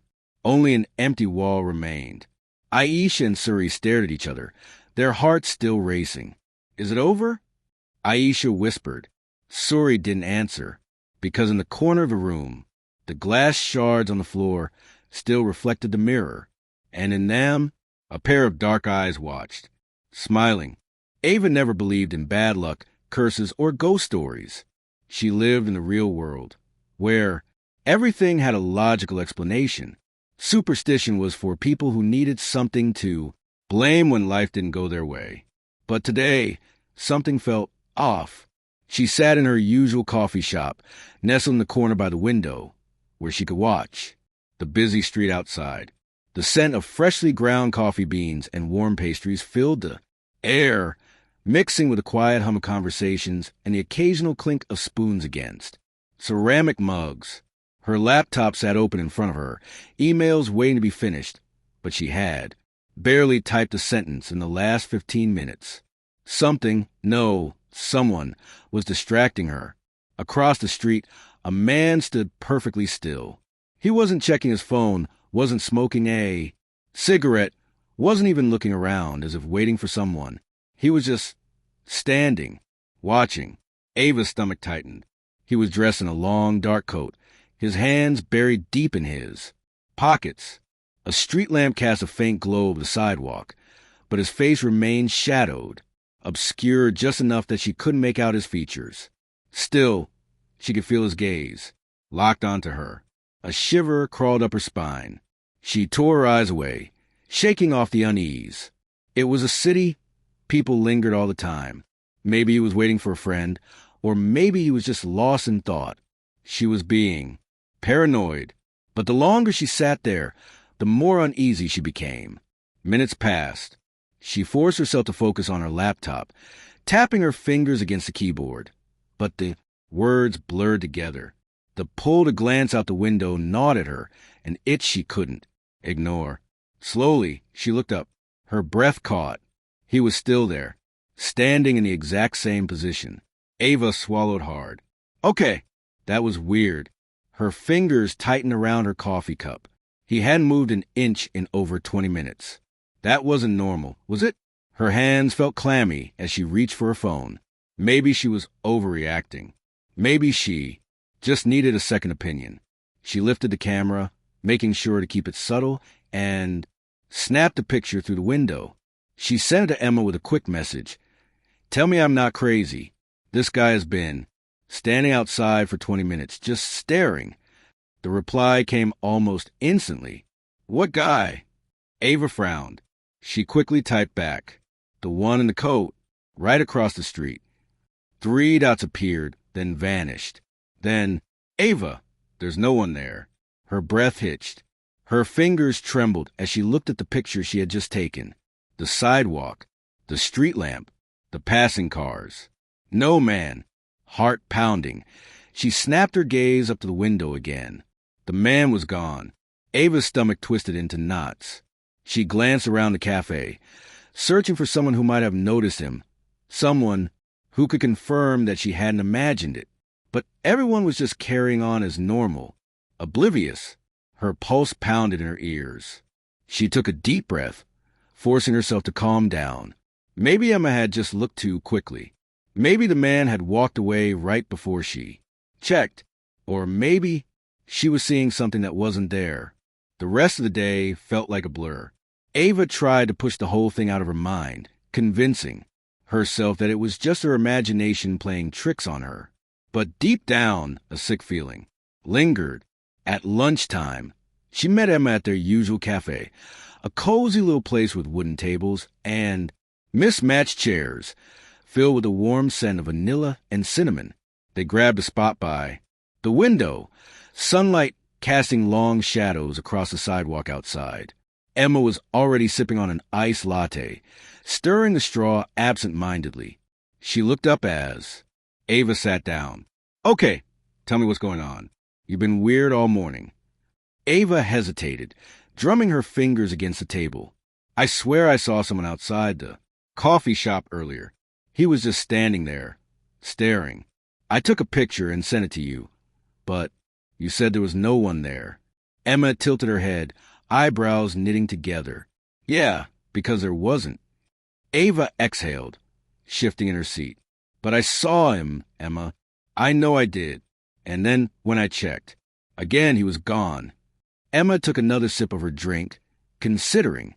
Could have just been a random guy, and you caught him right as he left. Ava shook her head. He was there for at least 20 minutes. He never moved. And when I looked at the picture, he wasn't in it.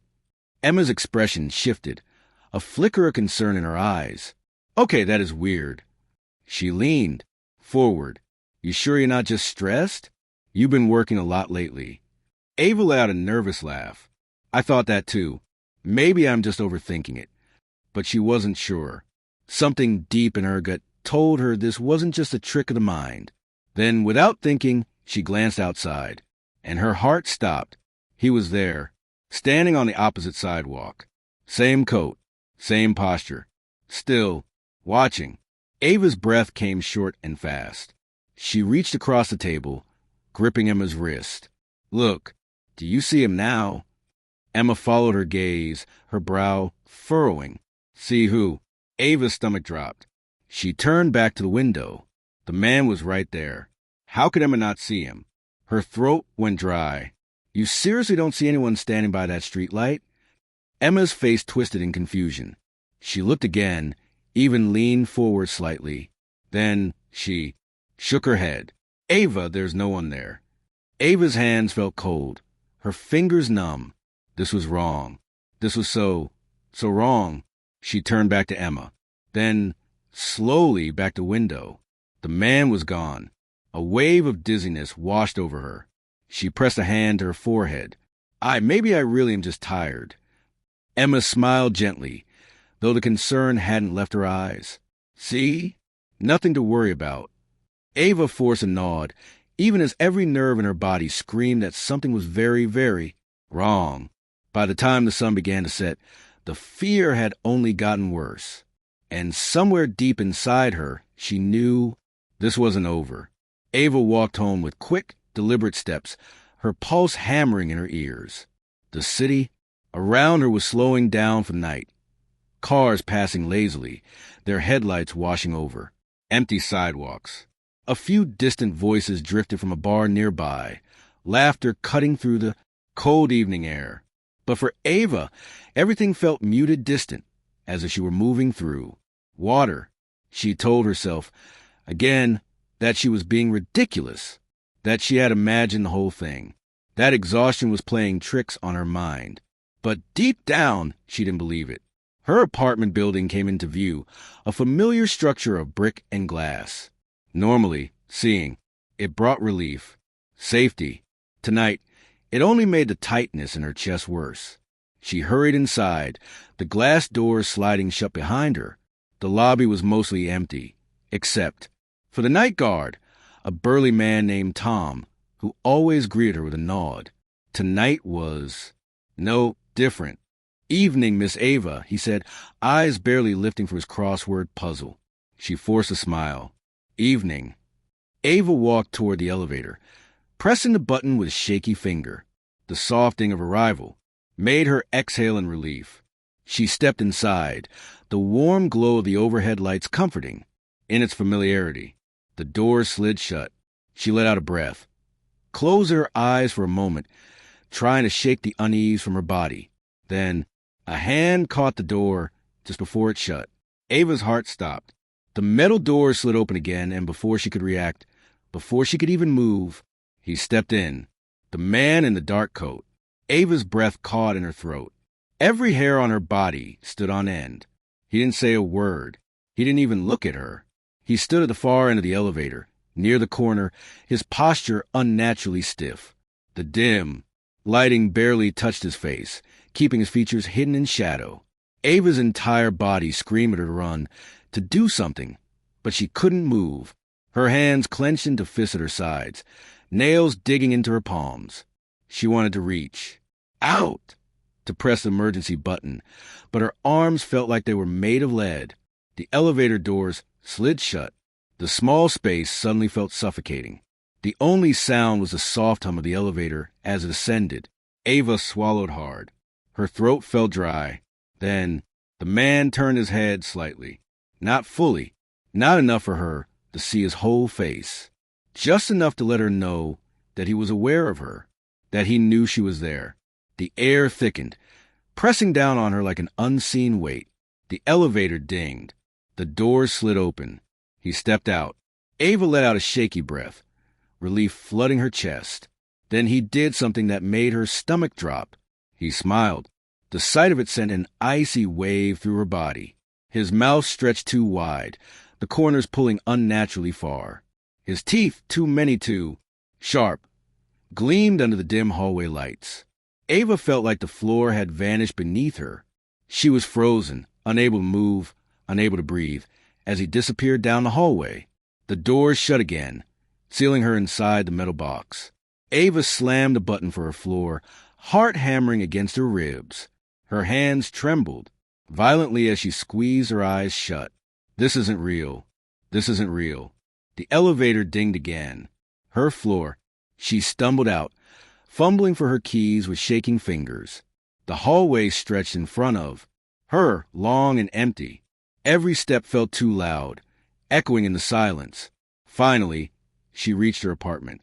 She shoved the key into the lock, twisting it with more force than necessary. The door swung open, and she practically threw herself inside, slamming it shut behind her. She locked the deadbolt, then the chain. Then she pressed her back against the wood, her chest rising and falling in quick, uneven breaths. Silence. She was alone, but she couldn't shake the feeling. He wasn't gone. Somewhere he was waiting, watching. And the next time she saw him, she might not be able to look away. Ava barely slept. Every time she closed her eyes, she saw him, standing there, staring, his face just out of reach. That awful, too wide smile burned into her mind. At some point, exhaustion overtook her, but was a restless, dream-ridden sleep. She woke up to the sound of her phone buzzing on the nightstand. A message from Emma. "Hey, you okay? You were acting weird yesterday." Ava hesitated before typing back. "Yeah, just tired. Let's meet for coffee later." She needed to tell someone. She couldn't keep this to herself. By the time she arrived at the cafe, the sun was high in the sky, casting sharp shadows along the sidewalk. The sight of normal people, walking their dogs, chatting on their phones, sipping lattes, almost made her feel ridiculous for how terrified she'd been. Almost. Emma was already at a table, sipping her drink. She looked up and frowned. "Wow, you look like you've seen a ghost." Ava forced a laugh. "That's not far from the truth." Emma set her cup down. "Okay, spill." Ava hesitated, then leaned in, lowering her voice. "The man I told you about. I saw him again. Last night." Emma's expression shifted. "You mean the one you thought you saw?" "No," Ava said, voice tight. "I saw him. In the elevator. He got in with me." Emma's eyes widened. "What? Did he say anything?" Ava shook her head. "No. But he turned to me and he smiled." "Emma, it wasn't a normal smile. It was..." She shivered, rubbing her arms. "Wrong. His mouth was too wide. His teeth..." She stopped, swallowing hard. Emma's concern deepened. "Ava, are you sure this isn't just your mind playing tricks on you? Maybe you're stressed or sleep-deprived." "I know what I saw." Ava snapped, a little too harshly. Emma held up her hands. Okay. What do you want to do?" Ava exhaled, rubbing her temples. "I don't know, but I have a feeling this isn't over." Emma reached across the table, squeezing her hand. "We'll figure it out. You're not alone." Ava nodded, though she wasn't sure she believed it, because as she looked out the cafe window, there he was, standing across the street, watching. Ava's blood ran cold. She turned to Emma, barely able to get the words out. "Tell me you see him." Emma followed her gaze, then frowned. "Ava, there's no one there." Ava felt the world tilt beneath her. She turned back. The man was gone. Ava clutched the table to keep from swaying. Her pulse thundered in her ears. And deep inside, she knew this wasn't just a stalker. It wasn't even human. And whatever it was, it wasn't done with her yet. Noah was 6 years old when he first saw the shadow under his bed. It was late at night, and the warm glow of his nightlight cast a dim circle of light onto the floor, but it wasn't enough to push back the heavy darkness pooling beneath the wooden frame. He lay on his back, staring at the ceiling, his small hands clutching the blanket to his chin, as if the fabric alone could protect him from the creeping unease building in his chest. The house was silent. His parents had gone to bed an hour ago, and even the distant hum of the refrigerator had stopped. The only sound was the soft ticking of the clock on his wall. But Noah could hear something else, a faint whispering, barely more than a breath, coming from under his bed. At first, he thought it was the wind. He turned his head toward the window, but the curtains remained still. There was no draft, no rustling of leaves outside. The windows were shut tight, sealed against the cold autumn night. He held his breath, straining his ears. The sound was so soft, like a voice just on the edge of hearing, murmuring words he couldn't quite understand. Curiosity, mixed with fear, gripped his small body. His fingers clutched the blanket tighter, but he found himself shifting closer to the edge of the mattress. Slowly, hesitantly, he leaned over and peered into the darkness below. A pair of eyes stared back at him. Noah's breath caught in his throat. His heart pounded so hard it felt like it might burst. The eyes weren't like his own, weren't like anything he had ever seen before. They weren't white. They weren't blue or brown or green. They were black, darker than the shadows around them, yet somehow still gleaming. Then they blinked. Noah gasped, jerking upright. His tiny hands clutched at the blanket as he scrambled backward, pressing himself against the headboard. His breathing was quick and shallow, and for a moment, he thought about calling for his parents. But what if they didn't believe him? He squeezed his eyes shut and yanked the blanket over his head, curling into a ball. His fingers trembled as he pressed them against his ears, trying to block out everything. But the whispering didn't stop. It was there, slithering through the silence, filling the room like a soft breeze carrying the echoes of 100 voices. It didn't grow louder, but it didn't fade either. Noah lay like that for what felt like hours, his small body shaking beneath the covers. Eventually, exhaustion won. His limbs grew heavy, and his racing heart slowed. His mind drifted toward sleep, but just before he surrendered to it, he heard something that made his skin crawl. A whisper right next to his ear. Noah. The morning light flooded Noah's room, turning the shadows into harmless shapes. The fear from the night before still clung to him like cobwebs, but in the safety of the day, it almost felt silly. Almost. Noah wasted no time rushing into the kitchen, where his parents sat at the table. His mother was sipping her coffee, her dark curls still messy from sleep, while his father read the newspaper, occasionally taking a bite of his toast. Mom, Dad. Noah's voice was urgent, his tiny hands gripping the edge of the table. There's something under my bed. His mother lowered her cup, concern flashing in her warm brown eyes. What do you mean, sweetheart? I saw it last night. It had eyes, and it whispered to me. Noah's voice wavered, his small body tense with the weight of what he had seen. His father chuckled, shaking his head. It's just your imagination, buddy. Maybe a bad dream. No. Noah shook his head fiercely. It was real. I saw it move. His father sighed, folding the newspaper and setting it aside. Noah, you're old enough to know. That monsters aren't real. Shadows are just tricks of the light. But... No buts, his father said firmly.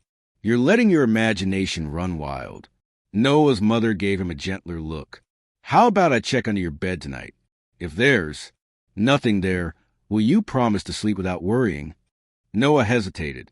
He wanted to believe that if his mom looked, she'd see it too. That she'd believe him. Okay, he mumbled. That night, after tucking Noah in, his mother knelt beside his bed. The warm glow of the nightlight cast long shadows across the room, but she didn't seem scared. She lifted the blanket and peeked underneath. See, She turned to him with a smile. Nothing but dust bunnies. She ruffled his hair, pressing. A kiss to his forehead. Now get some sleep, love. Noah wanted to believe her. He really did. But as soon as she left the room and closed the door, the whispering started again. And this time it called his name. Over the next few nights, things got worse. The whispering never stopped. It was there every night, just beyond his understanding. Soft, raspy, filled with something wrong. Noah tried to ignore it. He buried his face in his pillow, squeezed his eyes shut, and counted. Sheep. But ignoring it didn't make it go away. The shadow didn't just whisper anymore. It moved. Noah would see it shifting in the darkness, growing longer, stretching toward him in slow, deliberate motions. The eyes would flicker open and shut, blinking at him like something alive. One night, he tried to be brave. He sat up in bed, gripping his blanket like a shield, and whispered, "Who are you?" The whispering stopped. The silence stretched. And then it laughed, a dry, crackling sound, like dead leaves rustling in the wind, like something ancient, something that had been waiting a very, very long time. Noah screamed. His father burst into the room, flipping on the light. The brightness chased away the shadows, leaving nothing but the normal shapes of his toys and furniture. "Noah, what is it?" His father's face was a mixture of exhaustion and irritation. "The shadow," Noah cried. "It laughed at me." His father groaned, rubbing his temples. "Noah, enough. There's no such thing as a shadow. That talks. You're letting your imagination get the best of you. But—" "No buts." His father's voice was firm. "If you keep this up, we'll have to take away your night light. You're too old for this nonsense." Tears burned in Noah's eyes. He wanted to stop being scared. He wanted to believe his dad. But the shadow wouldn't leave him alone. And worse, it was getting closer. By the end of the week, Noah stopped sleeping. His face grew pale, and dark circles bloomed under his eyes. He refused to play with his toys, and refused to eat much at dinner. His mother started to worry. "I think something is really bothering him," she whispered to her husband one evening. "Maybe he's getting sick." His father sighed. "Or maybe he's just looking for attention. You baby him too much." "I don't know. This is different. He looks scared all the time." That night, his mother stayed up later than usual. Just as she was about to go to bed, she heard something faint, almost like wind whistling through a crack in the window, except the windows were shut. Frowning, she walked down the hall and stopped outside Noah's door. She pressed her ear against it. Whispers, low, raspy voices, more than one. Chills ran down her spine. She swung the door open. Noah was sitting up in bed, trembling, his wide eyes locked on the darkness under his bed. His lips were moving, but no sound came out. "Noah," she called. He flinched and turned to her, his face pale as a ghost. "It's trying to come out," he whispered. Her stomach dropped. That night, Noah's mother refused to leave his room. She brought in a chair and sat beside his bed, determined to prove to him and to herself that there was nothing to be afraid of. Hours passed. The house was silent. Then a slow, scraping sound came from under the bed. Noah's mother froze. Her breath hitched. Had she imagined it? She leaned forward, gripping the edge of Noah's blanket. The sound came again, a dragging, scratching noise like nails running along wood. She swallowed hard. "Noah?" Tears welled up in his eyes. He shook his head violently. "Don't look," he whispered. "It doesn't like being seen." A chill ran down her spine. But she had to know. Slowly, her trembling hand reached for the blanket and lifted it. Her scream never left her throat. Two glowing eyes, set deep in a gaping, toothless mouth, stared back at her from the darkness. The shadow under the bed shifted, stretching toward her, reaching with long, claw-like fingers. She yanked the blanket back down, grabbing Noah and pulling him against her chest. The room went deathly silent. Then a whisper slithered through the air. "You shouldn't have looked." The next morning, Noah's mother packed their bags. "We're leaving," she told her husband, her hands shaking as she shoved clothes into a suitcase. What? You're being ridiculous, he scoffed. No, I'm not, she snapped, spinning to face him. I saw it, under his bed. It's real. The blood drained from his face. You what? I saw it, she repeated, her voice breaking. I don't care what you think. We are not staying. Here. But before they could leave, Noah screamed. They ran into his room. The bed was empty. The blankets were on the floor. The room was ice cold, and under the bed, a shadow ride, stretching up the walls. Whispers filled the room. He belongs to us now. Noah's mother dropped to her knees, reaching under the bed, grabbing for him, but her hands met nothing but cold air. Noah was gone. The police never found him.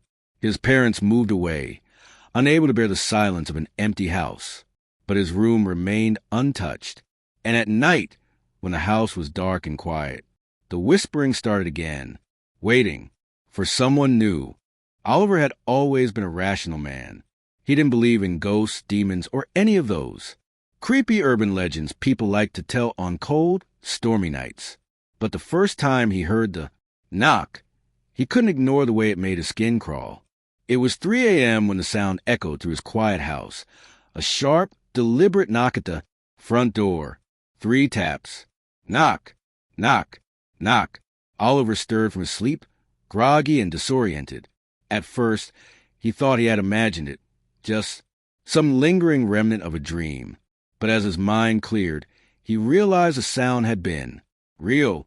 It had been too crisp, too distinct to be a figment of his imagination. His heart thudded against his ribs as he sat up in bed.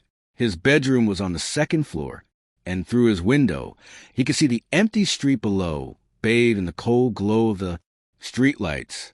Nothing moved. No figures, no cars, not even a stray cat that sometimes prowled the neighborhood. The house was old, and the wooden floor creaked beneath his feet as he swung his legs over the side of the bed. A chill ran through him, though he wasn't sure if it was from the cold or something deeper, something instinctual.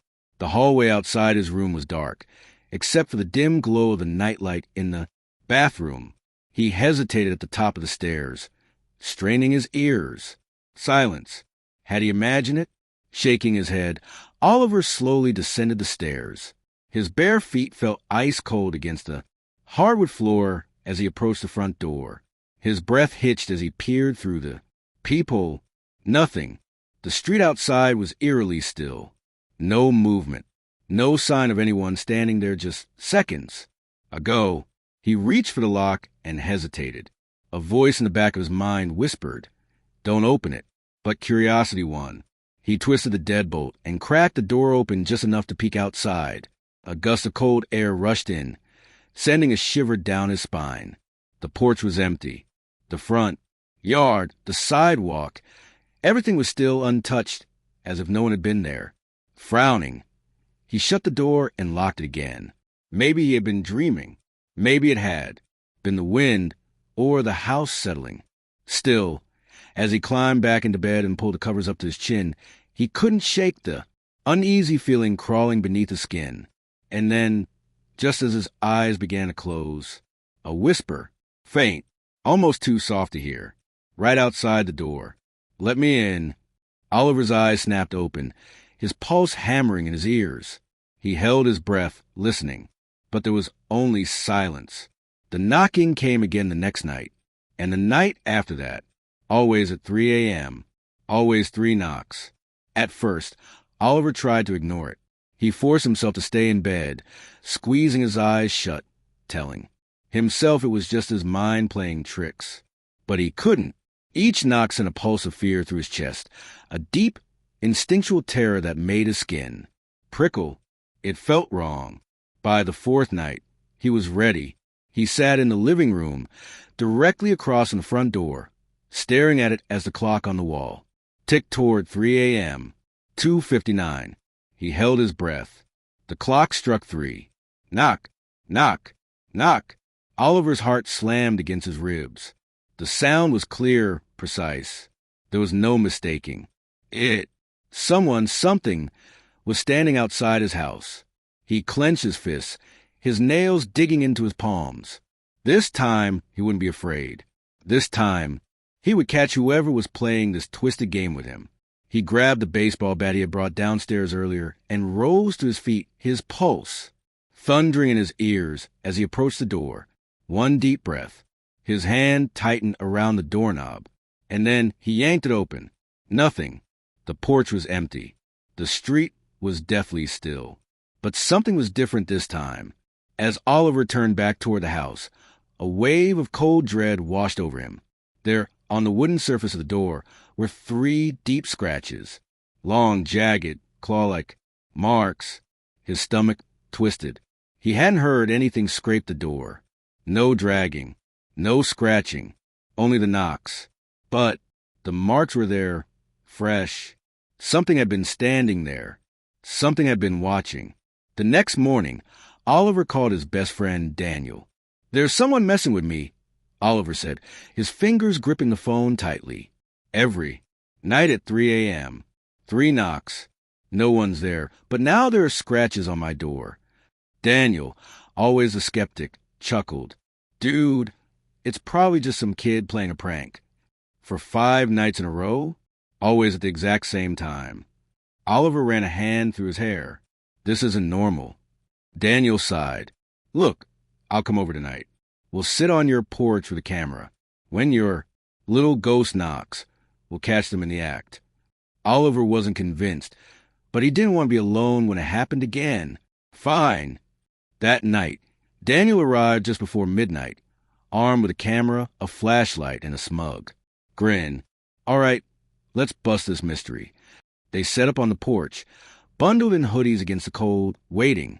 2:59 a.m. Daniel adjusted his camera. "All right, let's see this." The clock hit 3 a.m. Knock, knock, knock. Daniel froze. His face paled, and his grip on the camera tightened. Oliver swallowed hard, staring at the door. Daniel slowly turned the camera toward the street. And then the porch light flickered. The air changed. It became heavy, thick, like something unseen was pressing against them. The world felt tilted, wrong. Oliver took a deep breath and stood. His shaking hand reached for the doorknob. He threw the door open. Nothing. No wind. No footsteps. No sign of anyone. But then, Daniel let out a strangled gasp. He pointed a trembling finger at the ground. There, in the dirt just outside the door, were footprints. But they weren't human. They were long, narrow prints with clawed toes. Something had been standing there. Something had been watching them. And then, the whisper came again, soft, right behind them. "Let me in." The porch light went out, and the door slammed shut. Oliver barely slept that night. Every time he closed his eyes, he saw the footprints.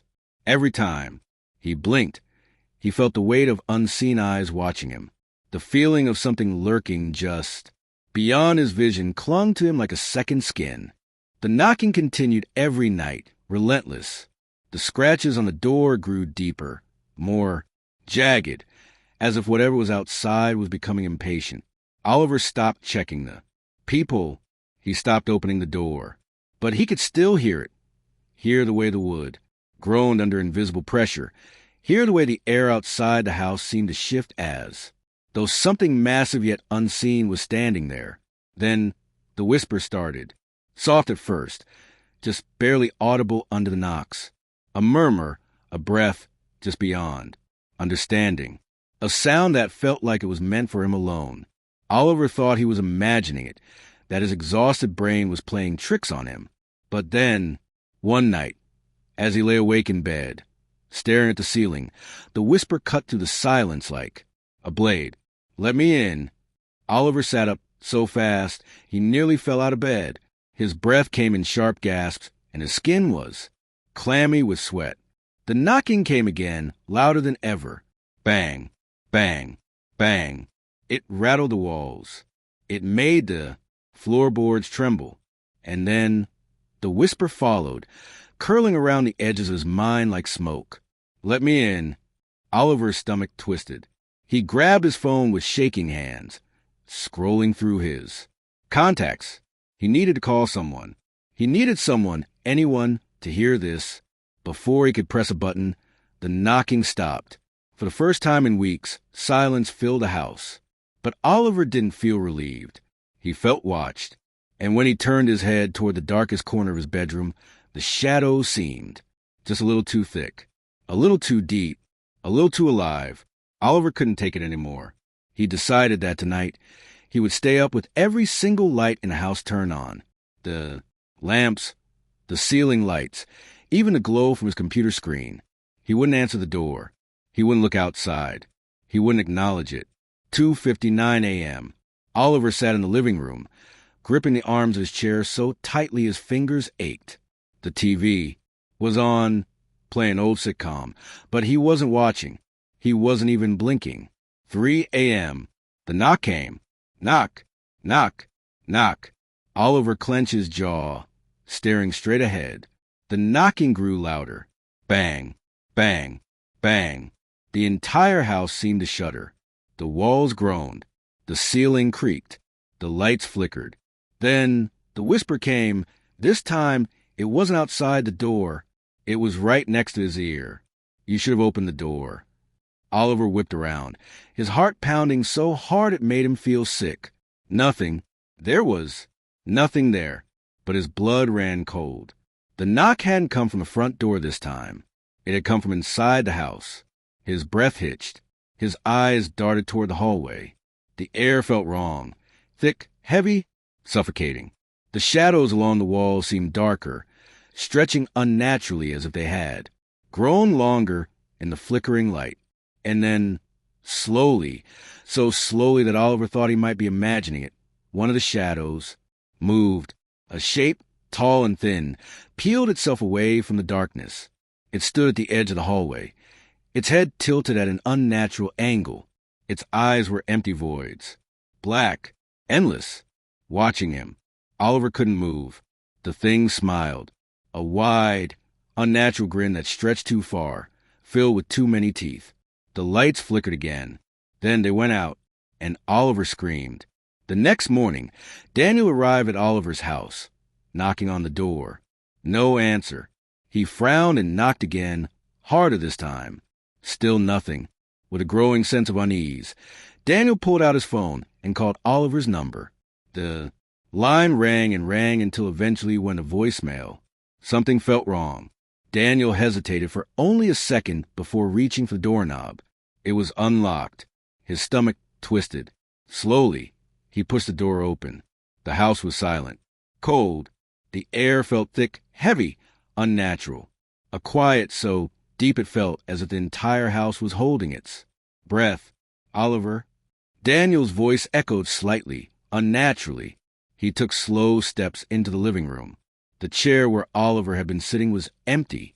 The TV was still on, the glow of the screen, casting flickering shadows on the walls. The remote lay on the floor, as if someone had dropped it in a hurry, but Oliver was gone. Daniel's pulse quickened as he turned toward the front door, and stopped. 3 fresh scratches marred the wood. Deeper than before, the grooves cutting through as if something with claws had carved them there, and beneath them, written in smeared, blackened marks, were 2 words. 2 words that sent a chill down Daniel's spine, that made the air in his lungs feel like ice. Let me in. The night air was crisp, carrying the scent of damp earth and fallen leaves. A full moon hung low in the sky, casting eerie silver light over the old graveyard on the outskirts of town. The place had always been the center of ghost stories, the kind that parents told their kids to keep them from wandering too far at night. But for Jake, Lena, Ryan, Ashley, it was just another challenge. Come on, it's just a graveyard. What's the worst that could happen? Jake smirked, shoving his hands into the pockets of his hoodie. Lena rolled her eyes, shifting nervously on her feet. You say that now, but if we get caught trespassing, it's your fault. Ryan, the self-proclaimed ghost expert of the group, grinned. I heard the caretaker doesn't even check this place at night. Besides, people say it's haunted. Wouldn't it be cool to see if it's true?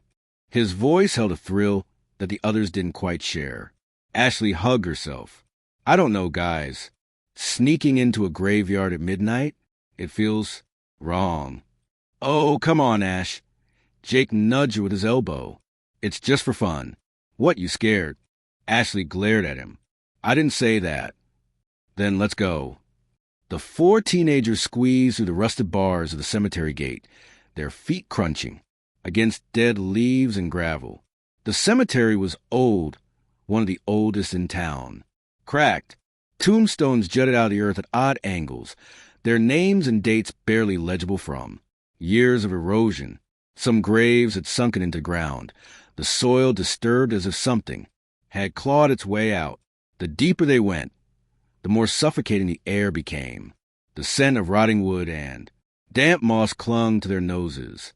The wind whistled through the bare branches of the ancient trees, creating a sound almost like whispers. Lena hugged her arms.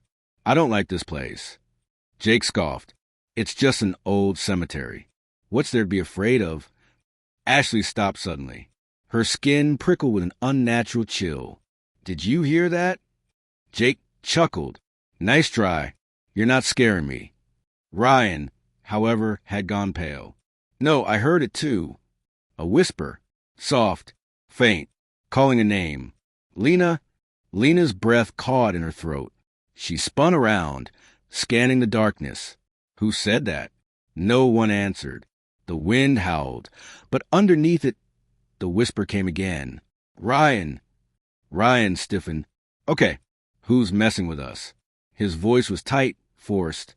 Ashley's fingers dug into his arm. It's not funny. Stop. I swear it's not me. Jake raised his hands. I didn't say anything. Then they heard it again. Jake, a breathy whisper, drifting from the graves. The voice was neither male nor female. Just a sound like wind through hollow bones. Ashley's eyes widened in terror. Let's get out of here. Lena turned to run, but then, Ashley, the whisper came from directly behind her. She whirled around, expecting to see someone standing there. But there was no one, just rows of old, crumbling tombstones. The air grew colder. The wind stopped. The night was silent, dead silent. Ashley's breath came in quick, shallow gasps. We have to leave. Now. Jake, normally the fearless one, looked shaken. Yeah, okay, let's go. They turned back toward the entrance and stopped. The gate they had squeezed through was gone. In its place was a solid, rusted iron fence. No opening. No exit. What the hell? Lena whispered, panic creeping into her voice. Ryan ran to the bars, gripping them so hard his knuckles turned white. He shook them, but they didn't budge. This isn't possible. We just came through here. The whispers returned. This time, they were all around them. Stay. Don't go. We've been waiting. Ashley pressed her hands over her ears. Who are you? She cried. The voices overlapped, blending together in a sickening harmony. You forgot us. You left us behind. You must remember. Shadows shifted between the tombstones. Shapes moved in the darkness. Ryan's voice cracked. We don't know you. Then a deep, rumbling voice answered. You will. A gust of wind slammed into them, knocking them backward. The world seemed to twist. Graves stretched higher. The trees looked like giants. The sky darkened into an abyss. And then, they weren't alone. Figures stood between the graves. Dozens of them. Pale faces. Hollow eyes. Their bodies were wrapped in tattered burial shrouds, skin stretched, too tight over bone. Some had gaping mouths, frozen in silent screams. Others had blackened. Hands. Fingers twisted like claws. Ashley clapped a hand over her mouth to stifle a sob. Lena stepped back, her whole body trembling. This isn't real. This can't be real. One of the figures stepped forward. A woman, her face half decayed, eyes milky white. She dragged her feet as she moved, her skeletal fingers twitching. You left us behind, she whispered. Jake shook his head violently. We don't know you. We've never been here before. The woman tilted her head, her jaw creaking as she grinned. Not you, them. She raised a bony finger, pointing behind them. Slowly, as if controlled by some unseen force, they turned. More figures stood behind them, but these were different. They looked exactly like them. Duplicates. Twins. Their own faces staring back at them. Ashley's doppelganger had empty black eyes. Lena's double had a twisted, eerie grin. Ryan's copy was missing a chunk of flesh from his cheek, exposing bone. And Jake's mirror image was staring motionless, his lips parted as if he were about to speak. Then, all at once, the copies whispered in unison, "It's your turn." The ground beneath them trembled. The graves yawned open. Hands, rotting skeletal hands, burst in the dirt, grabbing their ankles. Ashley screamed as she was yanked downward, her nails clawing at the earth. Lena kicked and thrashed, but the grip was too strong. Ryan and Jake struggled, their voices rising in sheer terror. The doppelgangers stepped closer, reaching out. Their fingers sank into the teen's skin, merging with them, pulling them into the grave. Darkness swallowed them whole. The graveyard fell silent once more. The wind picked up. The trees whispered. And 4 new figures stood among the tombstones. Pale faces, hollow eyes, waiting for the next visitors to enter the graveyard, to hear the whispers, to take their place. The ghostly copies of the 4 teenagers stood motionless, their hollow expressions eerily, mirroring their own. Their eyes, dull and lifeless, seemed to pierce right through them. Then, all at once, they spoke in a whispering chorus. "You left us here." Ashley's heart pounded violently against her ribs. "I don't understand," she choked out her voice barely above a whisper. The first ghostly figure, the woman with the decayed face, stepped forward.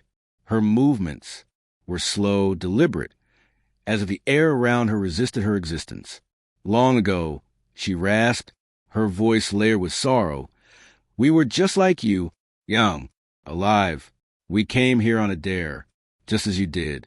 And then," she paused, her milky eyes glancing at the darkened sky, "we were taken." Ryan's throat was dry. "Taken by what?" he asked, though deep down he wasn't sure. He wanted the answer. A gust of wind swept through the cemetery, kicking up a cloud of dead leaves. The ground seemed to shudder beneath their feet. Then, out of the darkness, something shifted. Between the graves, a shadow emerged.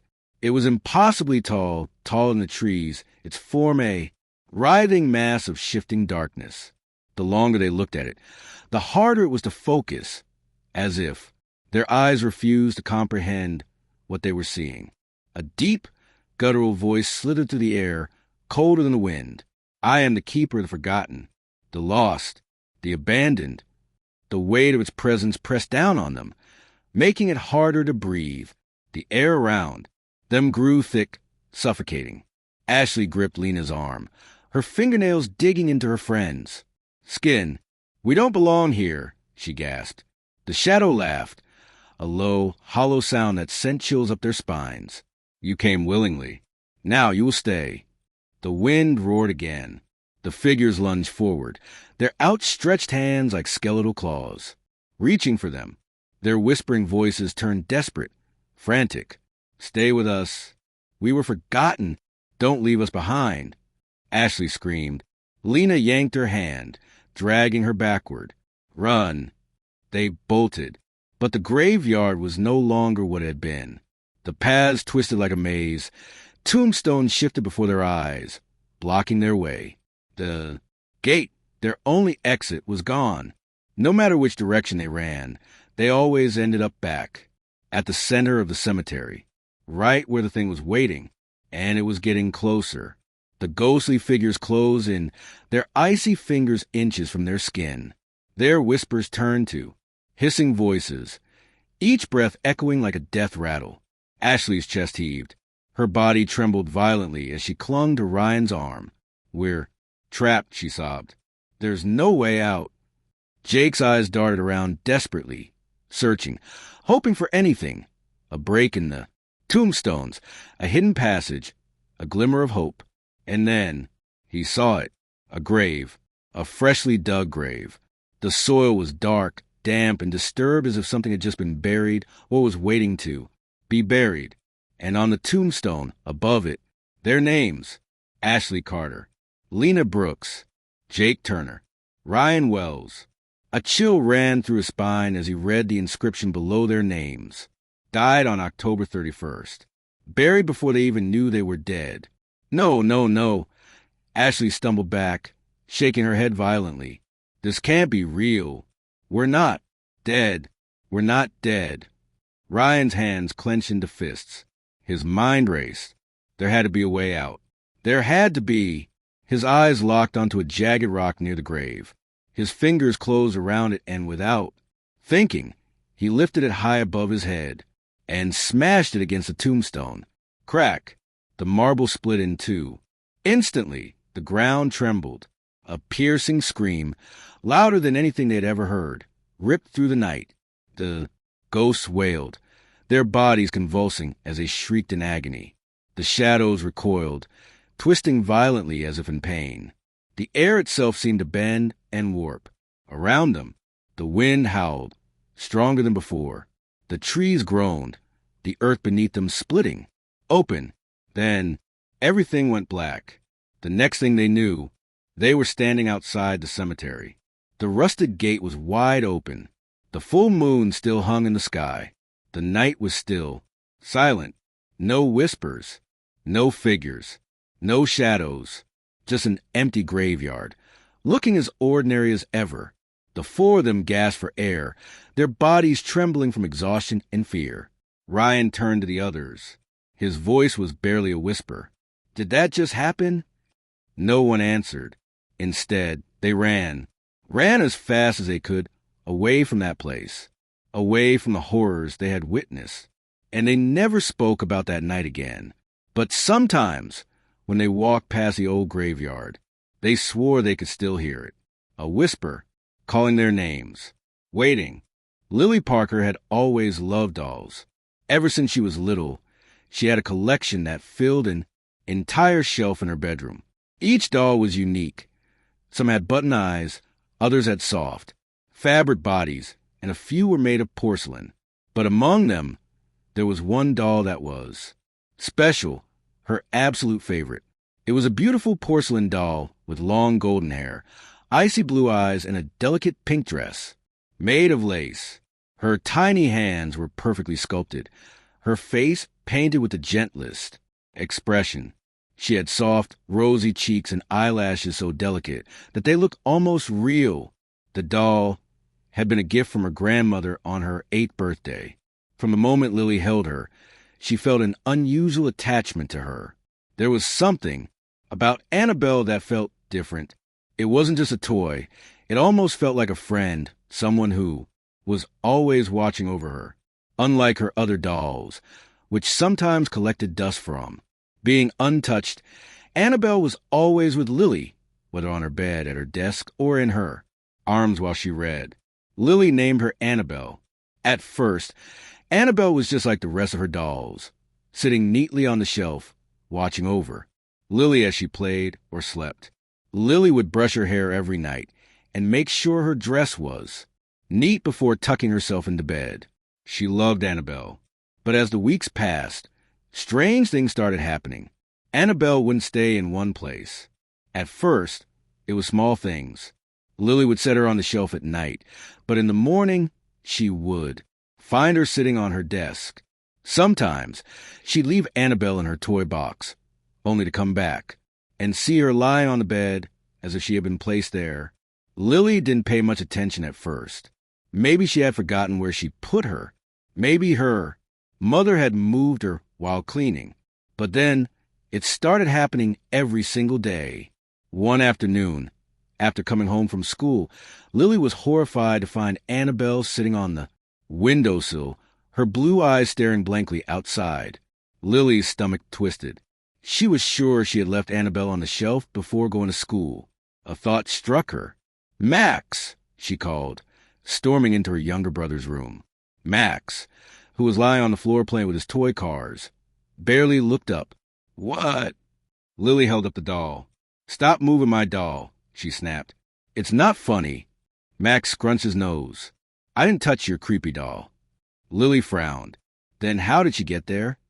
Max shrugged. "Maybe she moved on her own."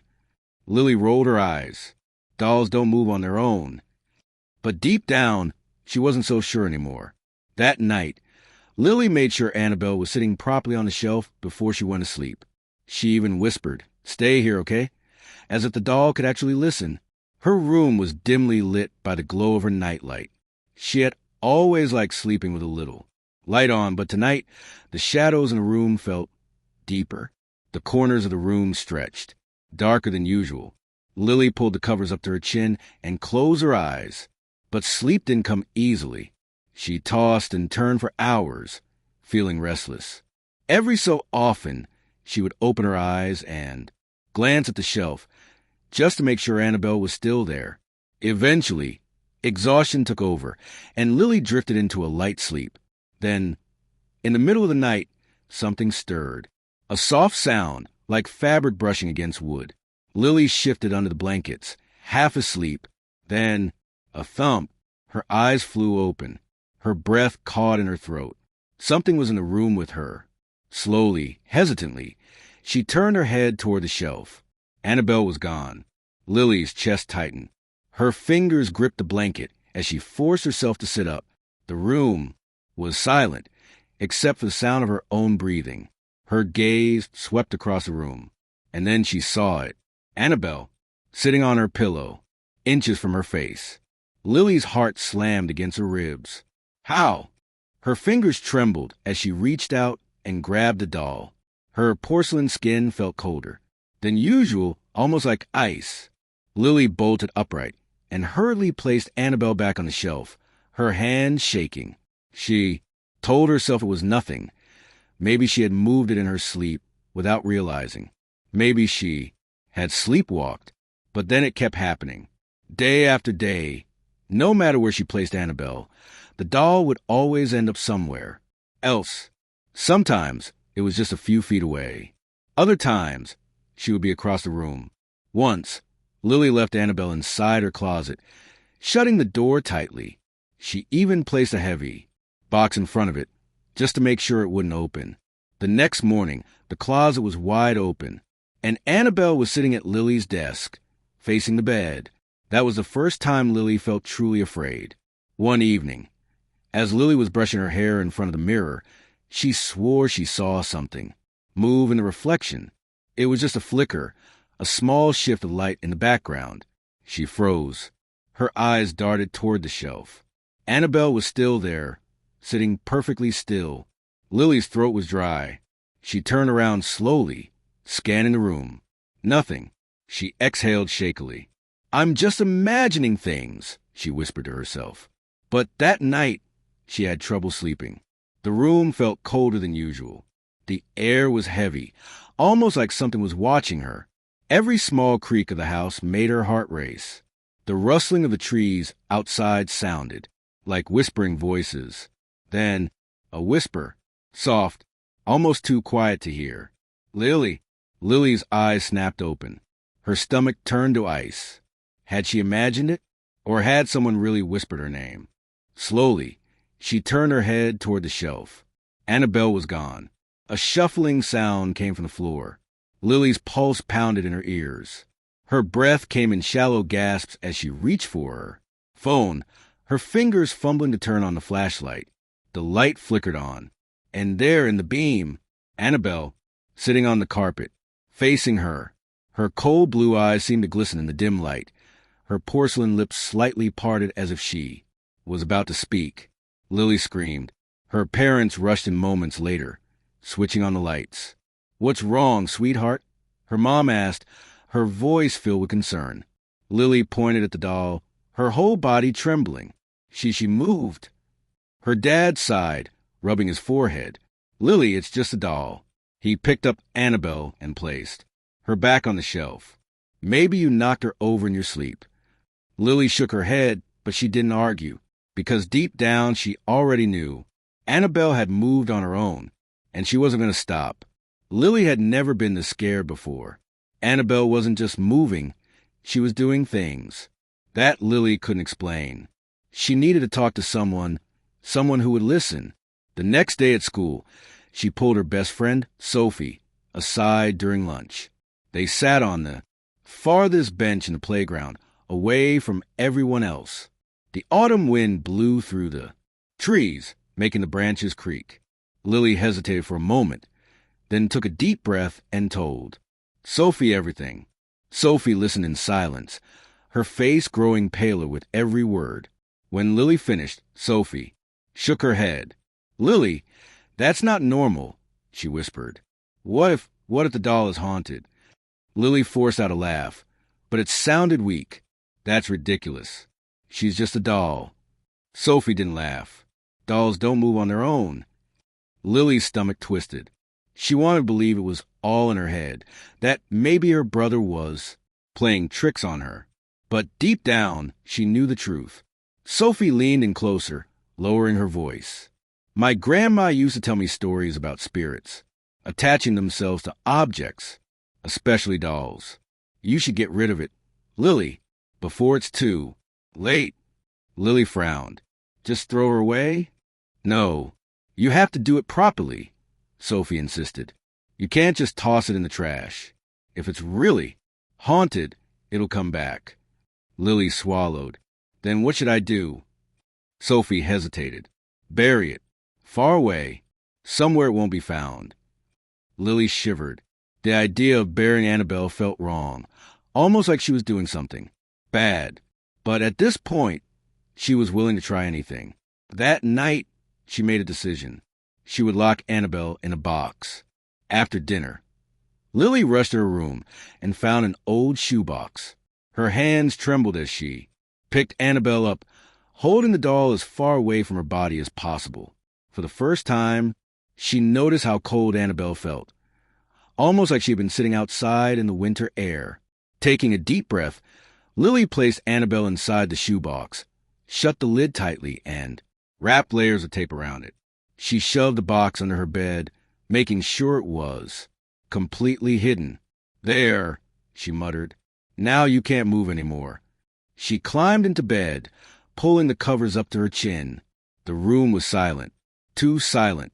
After what felt like hours, her eyelids grew heavy, and she drifted off to sleep. But in the middle of the night, thump, Lily's eyes snapped open. Thump, thump. Something was moving under her bed. Her breath hitched in her throat. Scrape. Something was crawling. Slowly, hesitantly, she leaned over the side of her bed and peered down into the darkness. The shoebox was there, but the lid, it was open, empty. Lily's blood ran cold. And then, a soft giggle, a childlike whisper, echoing through the dark. Her heart pounded as she turned her head, barely able to breathe. Annabelle was sitting on her nightstand. But this time, she wasn't sane. Her head was tilted slightly to the side. Her painted lips were curled into the faintest of smiles. Her tiny porcelain hand was raised, like she was waving. Lily let out a scream that shook the entire house. Within seconds, her parents rushed in, turning on the lights. "What's wrong?" her mom asked, eyes wide with concern. Lily couldn't speak. She could only point, her hand trembling. Her dad sighed when he saw the doll. "Lily, you have to stop with these stories. It's just a doll." "No," Lily choked out. She moved. She got out of the box. Her dad shook his head and picked up Annabelle, placing her back on the shelf. "You probably knocked it over in your sleep." Lily knew that wasn't true. Annabelle had moved on her own, and she wasn't going to stop. Lily couldn't take it anymore. She had tried everything, ignoring Annabelle, locking her in a box, even begging her to stop. But the doll wouldn't stop. She kept moving, creeping closer and closer to Lily's bed each night. And now, she was smiling. That was the last straw. Lily grabbed her backpack and stuffed Annabelle inside. She didn't care if her parents got mad. She didn't care if it was late. She was getting rid of the doll tonight. The house was silent as she tiptoed to the front door. Her parents were asleep, and she needed to keep it that way. Slipping on her jacket, she carefully opened the door and stepped outside. The wind howled through the trees, sending a shiver down her spine. The woods behind their neighborhood loomed in the distance, dark and endless. Her hands shook as she walked toward them. The farther she went, the harder her heart pounded. Finally, she stopped in a small clearing. The ground was soft from the recent rain, making it easier to dig. She dropped to her knees and began scooping dirt away with her hands. Her fingers were freezing, but she didn't care. Minutes passed. Then, finally, the hole was deep enough. Lily pulled Annabelle out of her backpack. The doll's blue eyes seemed to shine in the moonlight, almost alive. Her breath hitched. She swore Annabelle's smile had grown wider. "Stay here," Lily whispered, placing the doll in the hole. She quickly covered her with dirt, patting the ground down as tightly as possible. Then she ran. She didn't look back. For the first time in weeks, she slept peacefully. But in the morning, her heart nearly stopped. Annabelle was back, sitting on her bed. Her dress was covered in dirt, and carved into the wood of the headboard, in jagged, uneven letters, was a single word. "Why?" Lily screamed. Desperate, she called her grandmother, the one who had given her the doll. Her grandmother was silent for a long moment. Then she spoke. "Lily, listen to me carefully," she said. "Annabelle isn't just a doll. She once belonged to a little girl named Eleanor, a girl who died many years ago. Her spirit is attached to the doll." Lily's heart pounded. "What do I do?" Her grandmother hesitated. "You must return her to where she belongs." That night, Lily followed her grandmother's instructions. She took Annabelle back to an old, forgotten graveyard at the edge of town. She found Eleanor's grave, weathered, covered in moss. With trembling hands, she placed Annabelle in the grave and whispered, "You're home now." The wind picked up. The air grew still. For a moment, Lily swore she saw something. A shadow, a figure of a little girl, smiling at her. Then the wind carried away. Lily never saw Annabelle again, and she never heard the whispers. But sometimes, when she passed by the graveyard, she felt eyes watching her, waiting. The streets were eerily silent. Rajesh yawned, rubbing his tired eyes as he steered his old taxi through the dimly lit roads of the city. The digital clock on the dashboard glowed 2:47 a.m. in red, a stark reminder of how late it was. The air outside was crisp, carrying the damp scent of the nearby river, and an unsettling stillness hung in the air. It was an odd night. Usually at this hour, the roads weren't completely deserted. There would be the occasional drunken men stumbling out of bars, exhausted laborers trudging home, couples whispering quietly in the back seat of his taxi. But tonight, there was no one. The flickering streetlights cast elongated shadows on the asphalt, making everything feel surreal. Rajesh's hands tightened on the steering wheel. He was used to working late nights. But something about this shift felt different, wrong. Even the glowing red numbers on the meter told him he was close to his target earnings for the night. Just one more ride, and he could go home, crawl into bed next to his wife, and wake up to his kids' laughter in the morning. That thought was the only thing keeping him awake. The taxi rattled slightly as he approached an old intersection. The road stretched into the distance, empty and silent, swallowed by the thick fog rolling in from the riverbanks. The mist moved in an unnatural way, swirling slowly, almost deliberately, like unseen hands trying to take shape. Then, out of nowhere, a lone figure emerged from fog. Rajesh's heart lurched as his foot instinctively hit the brakes. The tires screeched slightly on the damp road. The man stood perfectly still under the flickering yellow glow of a street lamp.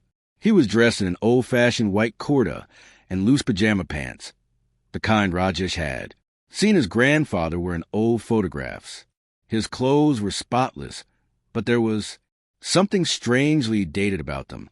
His face was obscured by shadows, but from what Rajesh could see, his features were sharp, his posture unnaturally stiff, like he didn't quite belong in this world. Rajesh hesitated. He had picked up all sorts of passengers before, some weird, some unsettling, but none had ever made his stomach twist in this way. There was something off about this man. He should drive away.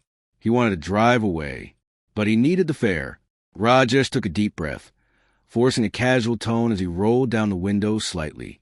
Need a ride, Saab. The man turned his head toward Rajesh in a slow, deliberate motion, his eyes dark, sunken, empty, locked onto Rajesh's. A long silence. Then, in a soft voice, almost a whisper, he spoke. Take me to the cemetery. Rajesh's fingers instinctively gripped the steering wheel tighter. The cemetery?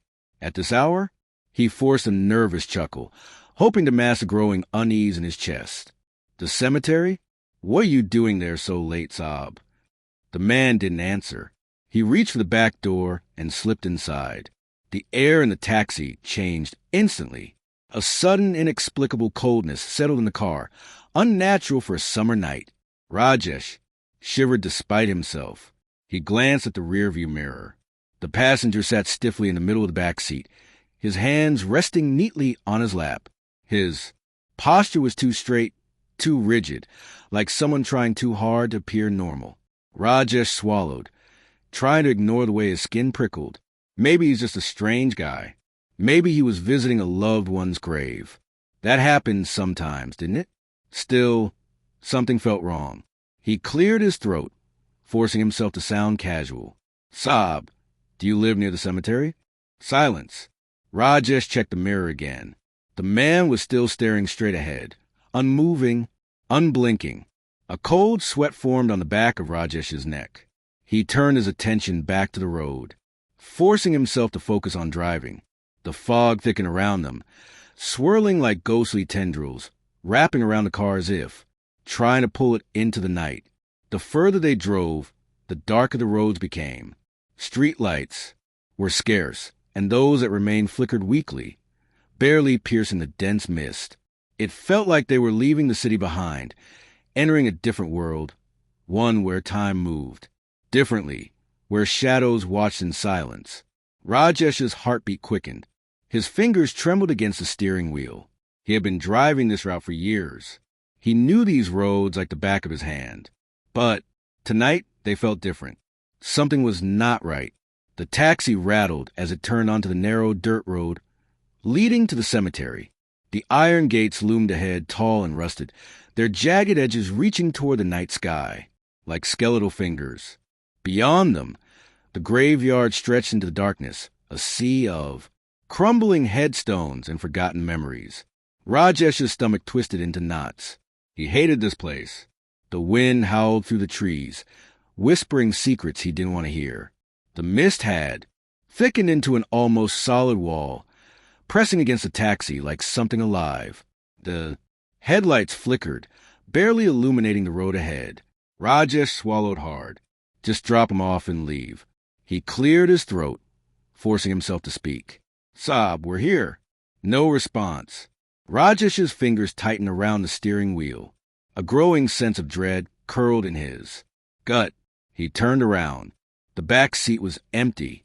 His breath caught in his throat. No. His hands fumbled for the door handle as panic set in.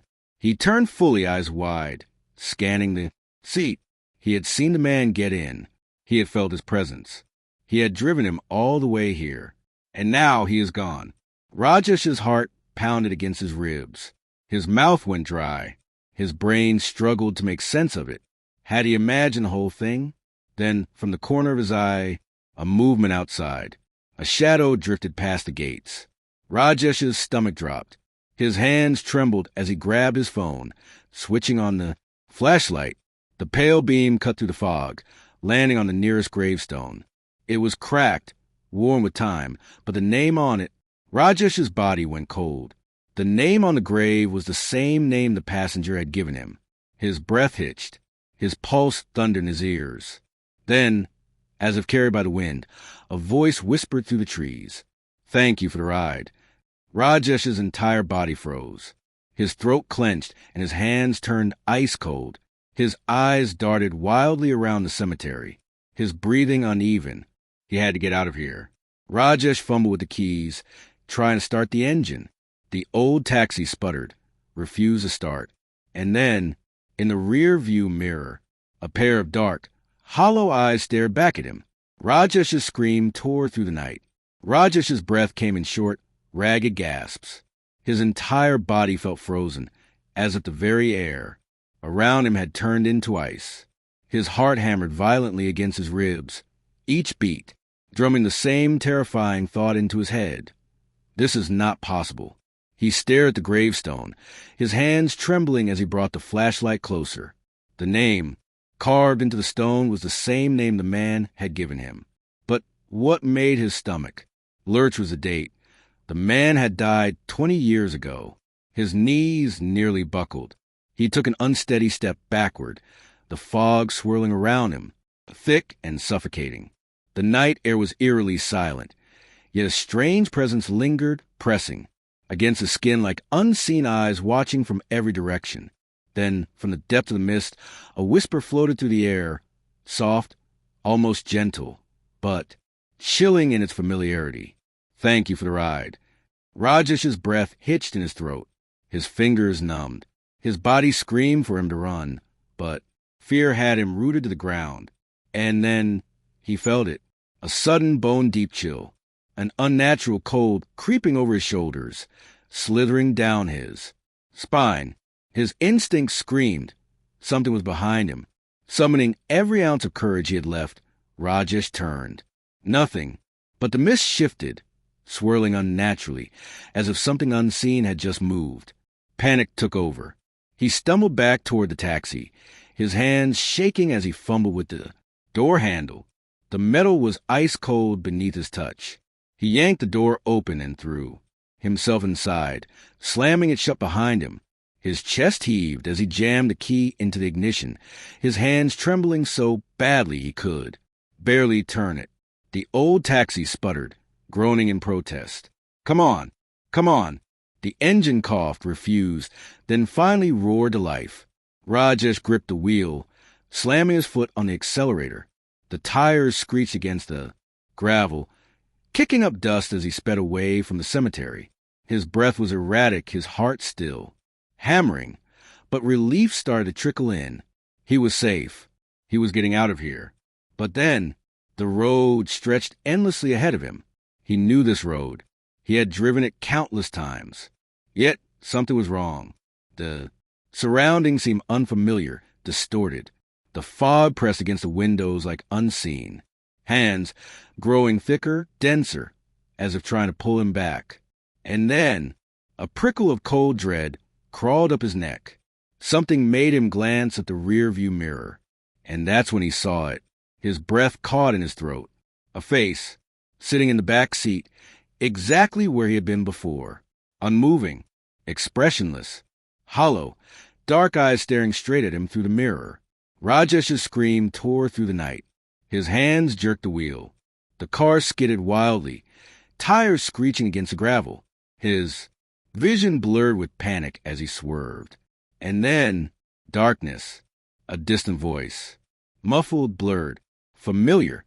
Rajesh's head throbbed, a deep, pounding ache that felt like someone was hammering inside.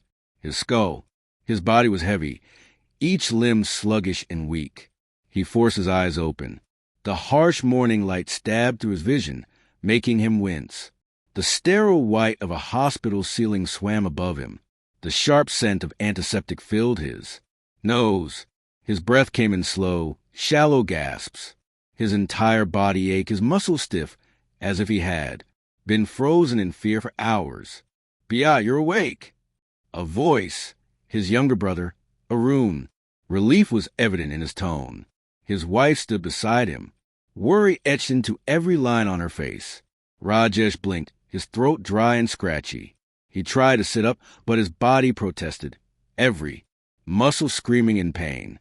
What happened? His voice was hoarse, barely above a whisper. Arun exhaled shakily. "You were found unconscious on the cemetery road. Your taxi crashed into a tree." The cemetery.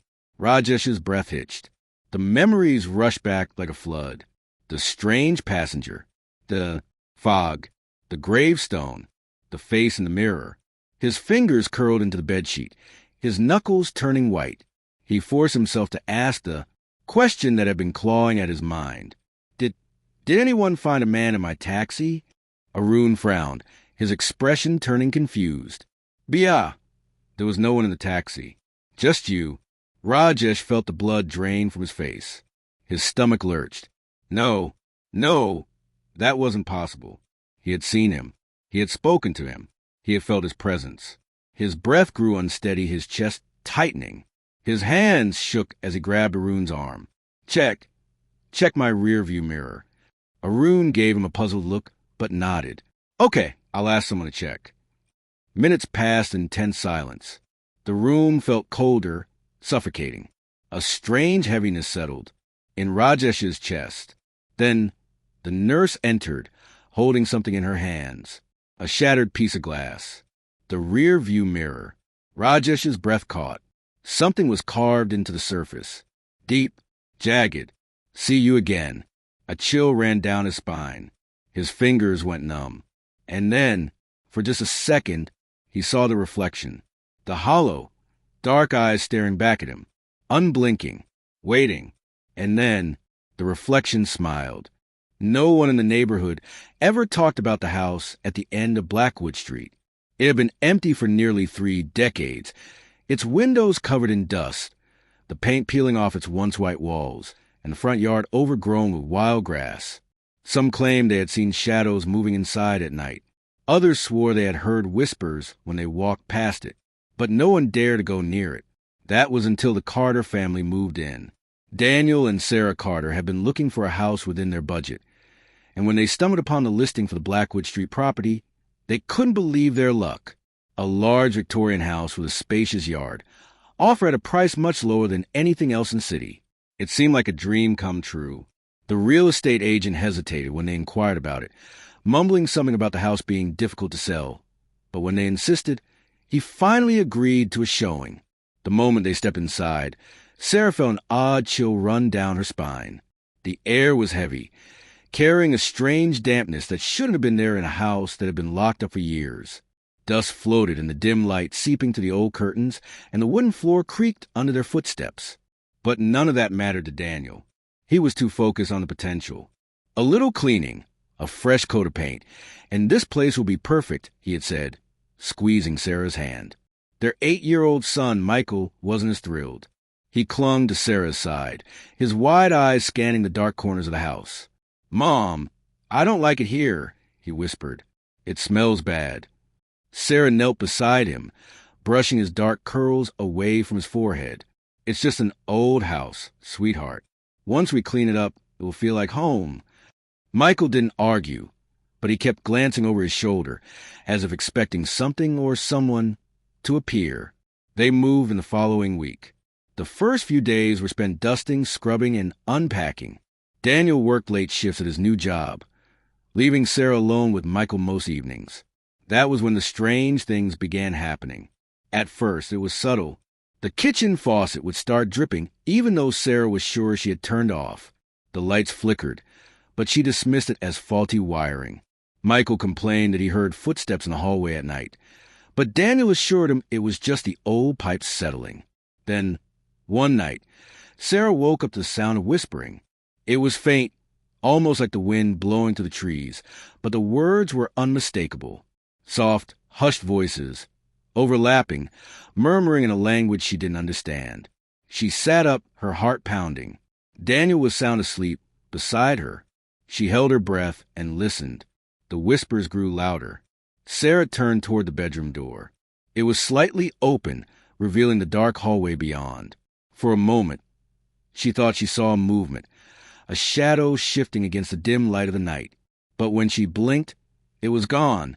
Shaking off the unease, she lay back down, telling herself it was just her imagination. The next morning, Michael refused to come out of his room. When Sarah finally coaxed him downstairs for breakfast, he wouldn't eat. His small fingers clutched the edge of the table, his face pale. "What's wrong, baby?" Sarah asked, kneeling beside him. He hesitated before whispering, "There's a lady in my room." Sarah felt a chill creep up her spine. "What do you mean?"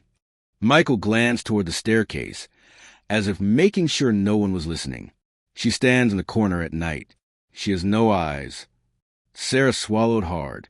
Michael, that's just a bad dream. There's no lady. Michael shook his head. She whispers to me. Sarah forced a smile, trying to keep her voice steady. What does she say? Michael hesitated, then murmured. She says she wants to come inside. Sarah's stomach twisted.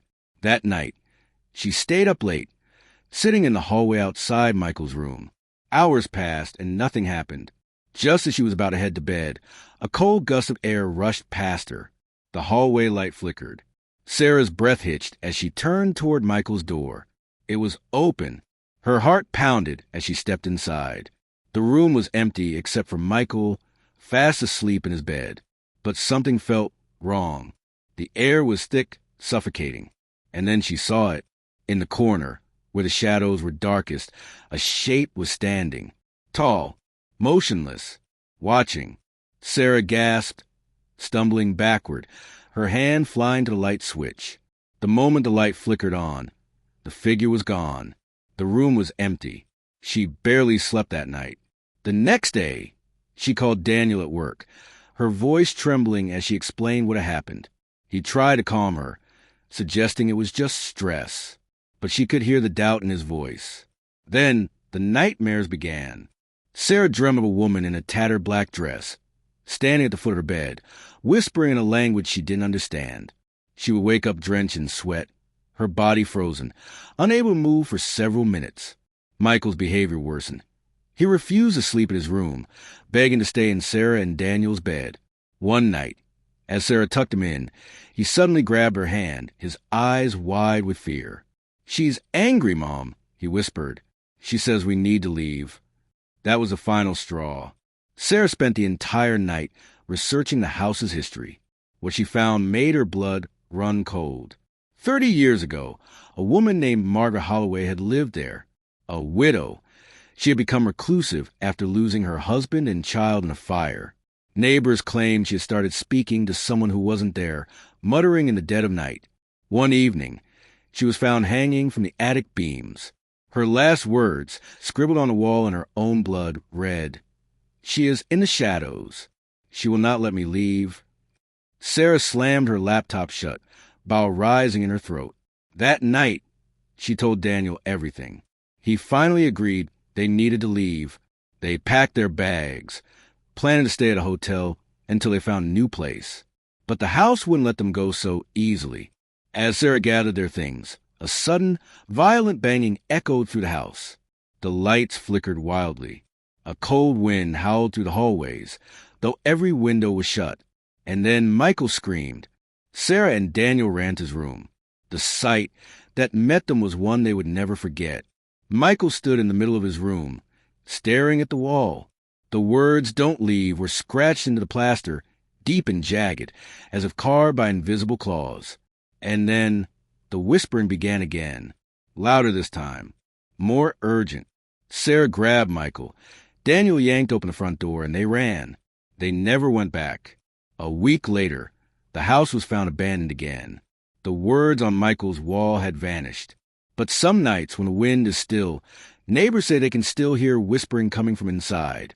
And sometimes, if you look closely, you can see a figure standing by the window, watching, waiting for someone new to move in. The Carters never spoke of what happened that night. They checked into a motel on the outskirts of town, too shaken to think clearly. Michael refused to sleep alone, clinging to Sarah every time she tried to move away. Even Daniel, always a rational one, lay awake, staring at the ceiling, his face pale in the dim light of the bedside lamp. The next morning, Sarah called a real estate agent. She didn't bother with excuses. "We're leaving the house. Sell it, burn it, I don't care. We're not going back." The agent sighed on the other end of the line. "You're not the first ones to say that." Sarah gripped the phone tighter. "Then why the hell do you keep selling it?" There was a long silence. Then, in a voice barely above a whisper, he said, "Because it always finds new owners." Sarah's stomach twisted. She hung up without another word. That night, Michael woke up screaming. Sarah and Daniel bolted upright, their hearts racing. Michael sat on the bed, his small body trembling, tears streaming down his face. "She followed us," he sobbed. "She's outside." Daniel rushed to the window. At first, there was nothing, just the empty parking lot, lit by a flickering street lamp. But then a movement, a figure, barely visible in the darkness. A woman in a tattered black dress.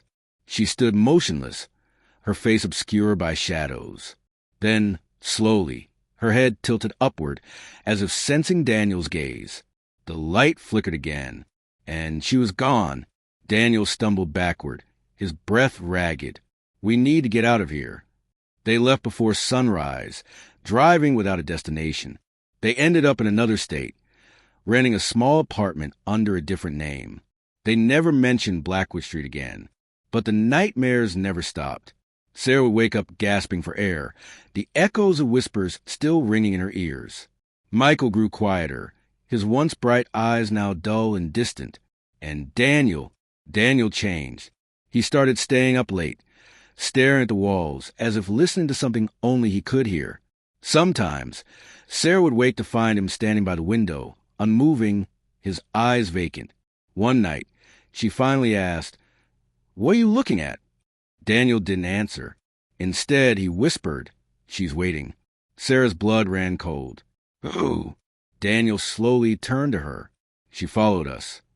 Sarah wanted to scream, to shake him, to tell him it was all in his head.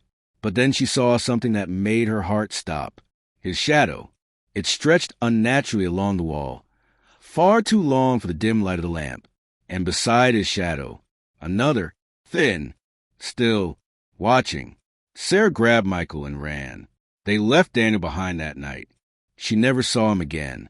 Years later, when she finally gathered the courage to look him up, she found an article.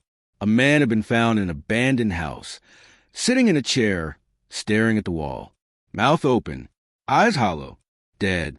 The neighbors claimed they still heard whispers coming from inside. And sometimes, if you looked closely at the window, you could see two figures standing there, waiting for someone new. But Sarah's nightmare wasn't over. 3 nights after reading the article, she woke up to a soft, rustling sound in her bedroom. Michael was asleep beside her, his tiny hands curled into fists. Her breath hitched. The rustling grew louder. The closet door creaked open. And in the darkness, just beyond the threshold, a pair of hollow eyes stared back. The last thing Sarah heard before the world went black was a whisper. "You shouldn't have left him." The end. The rain hammered the windshield as Mark gripped the steering wheel, his fingers tightening with each gust of wind that rocked his car. The empty highway stretched ahead, shrouded in mist and darkness, the white lane markers flashing like ghostly apparitions under his headlights. He had been driving for hours, his eyes burning from fatigue, and the storm showed no sign of letting up. Mark exhaled heavily, glancing at the dashboard clock. 2:47 a.m. The next town was about 30 minutes away.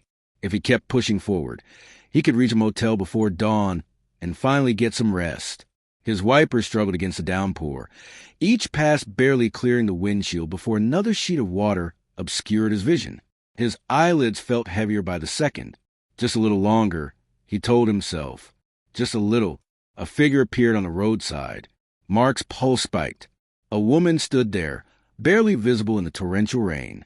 She wore a white dress, now soaked and clinging to her thin frame. Her long, dark hair draped over her face, obscuring most of her features. She wasn't waving for help. She wasn't holding out a thumb. She simply stood there. A chill crept up Mark's spine. Who in their right mind would be out here at this hour, in this storm? He hesitated, but instinctively eased his foot off the gas, slowing the car. He rolled the window down slightly as he pulled up beside her, the cold wind carrying a scent of rain and something faintly sweet, like old perfume. "Need a ride," he called out over the roar of the rain. For a moment, she didn't move. Then, slowly, she turned her head toward him. Mark's stomach tightened. Her face was eerily pale, her eyes too large, hollow-looking in the dim light. She blinked once, then nodded. Something about her unsettled him. but he ignored the instinctual warning buzzing in his head. It was just a storm. She was probably just cold, scared, in need of help. He reached over and unlocked the door. She slid in without a word. Mark swallowed as she settled into the seat. The scent of damp fabric and that faint floral aroma filled the car.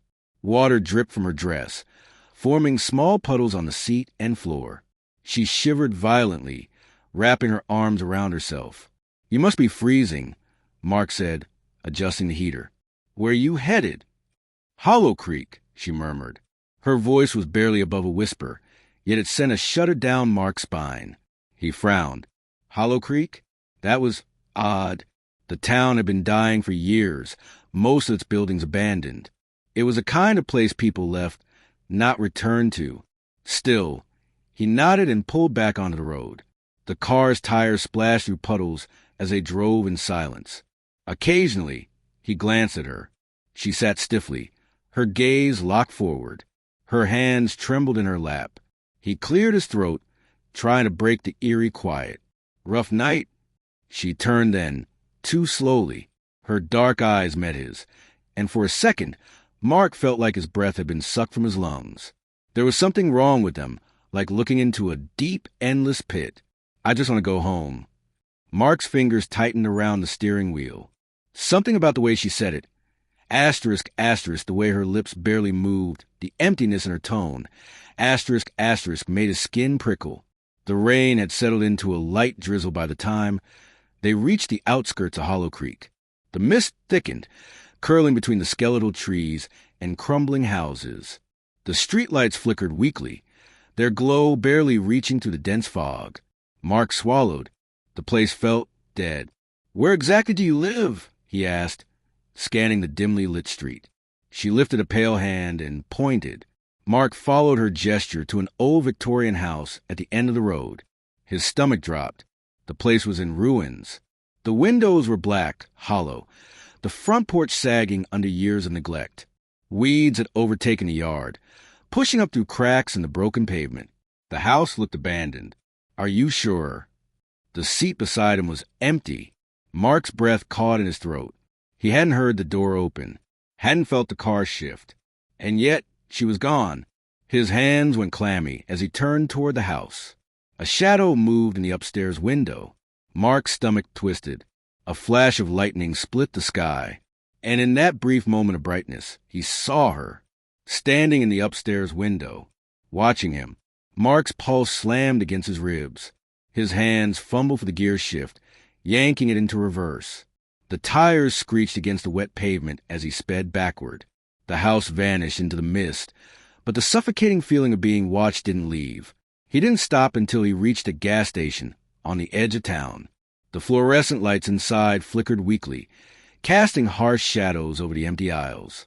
Mark stumbled to the door, his heart still hammering in his chest. The old clerk behind the counter barely looked up. "You look like you've seen a ghost." Mark swallowed, his throat dry. "I think I did." The clerk's expression darkened. "You picked up a hitchhiker, didn't you?" Mark's skin turned cold. "How did you know?" The old man exhaled, rubbing his temple. "Because you're not the first." Mark's breath hitched. "What do you mean?" The clerk's gaze was heavy. "She's been dead for 20 years. Drowned on her way home from prom. They found her car at the bottom of Hollow Creek Lake. But people still see her, always looking for a ride, always trying to get home." A shiver crawled up Mark's spine. Slowly, he turned toward his car, dreading what he might find. The passenger seat was empty. The door was closed.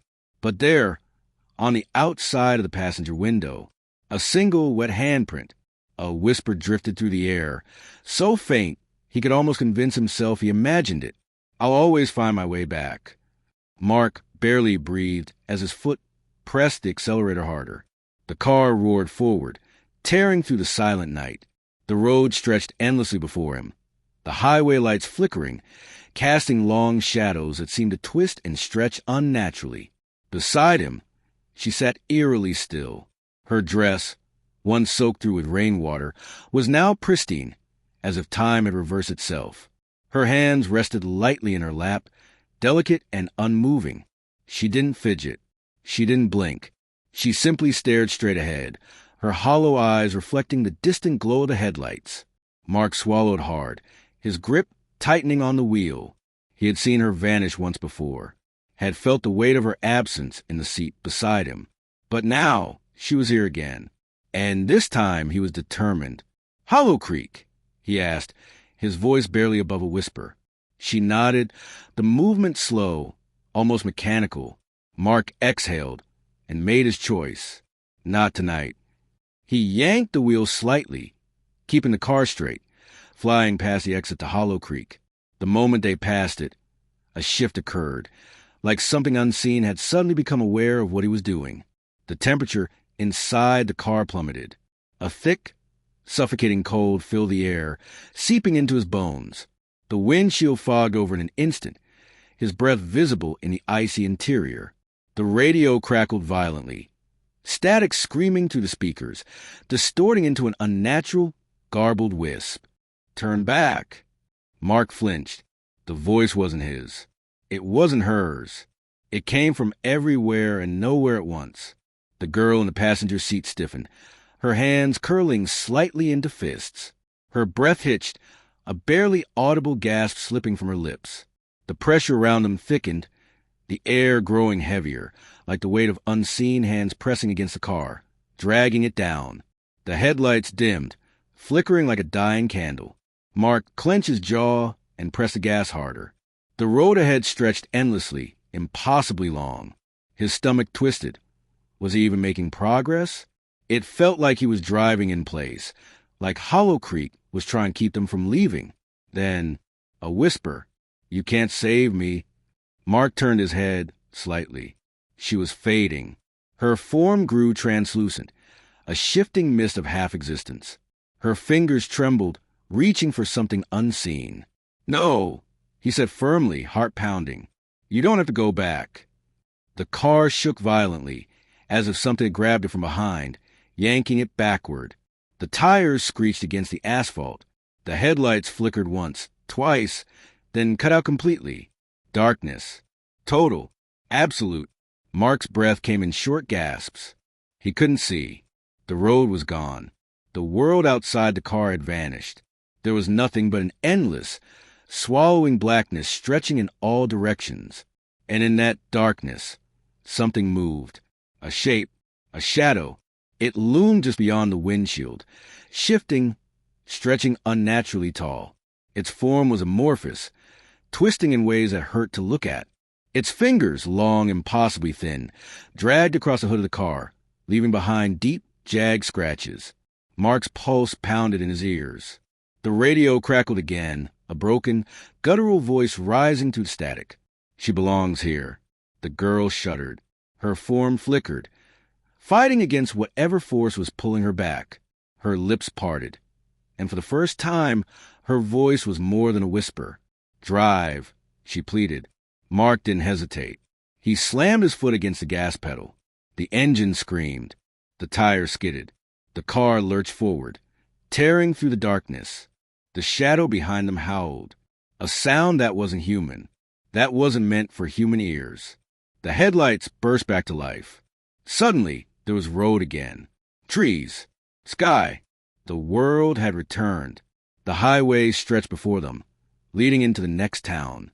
The unnatural cold faded, replaced by the soft, humid air of an ordinary summer night.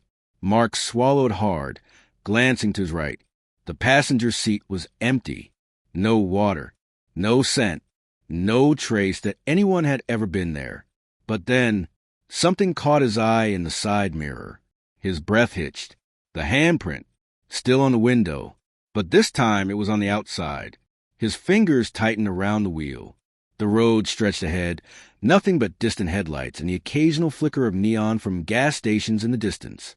Then, barely audible over the hum of the engine, a whisper, so soft it could have been the wind. "I'll always find my way back." Mark didn't stop driving until he reached the next state line. And even then, he didn't look in the mirror again.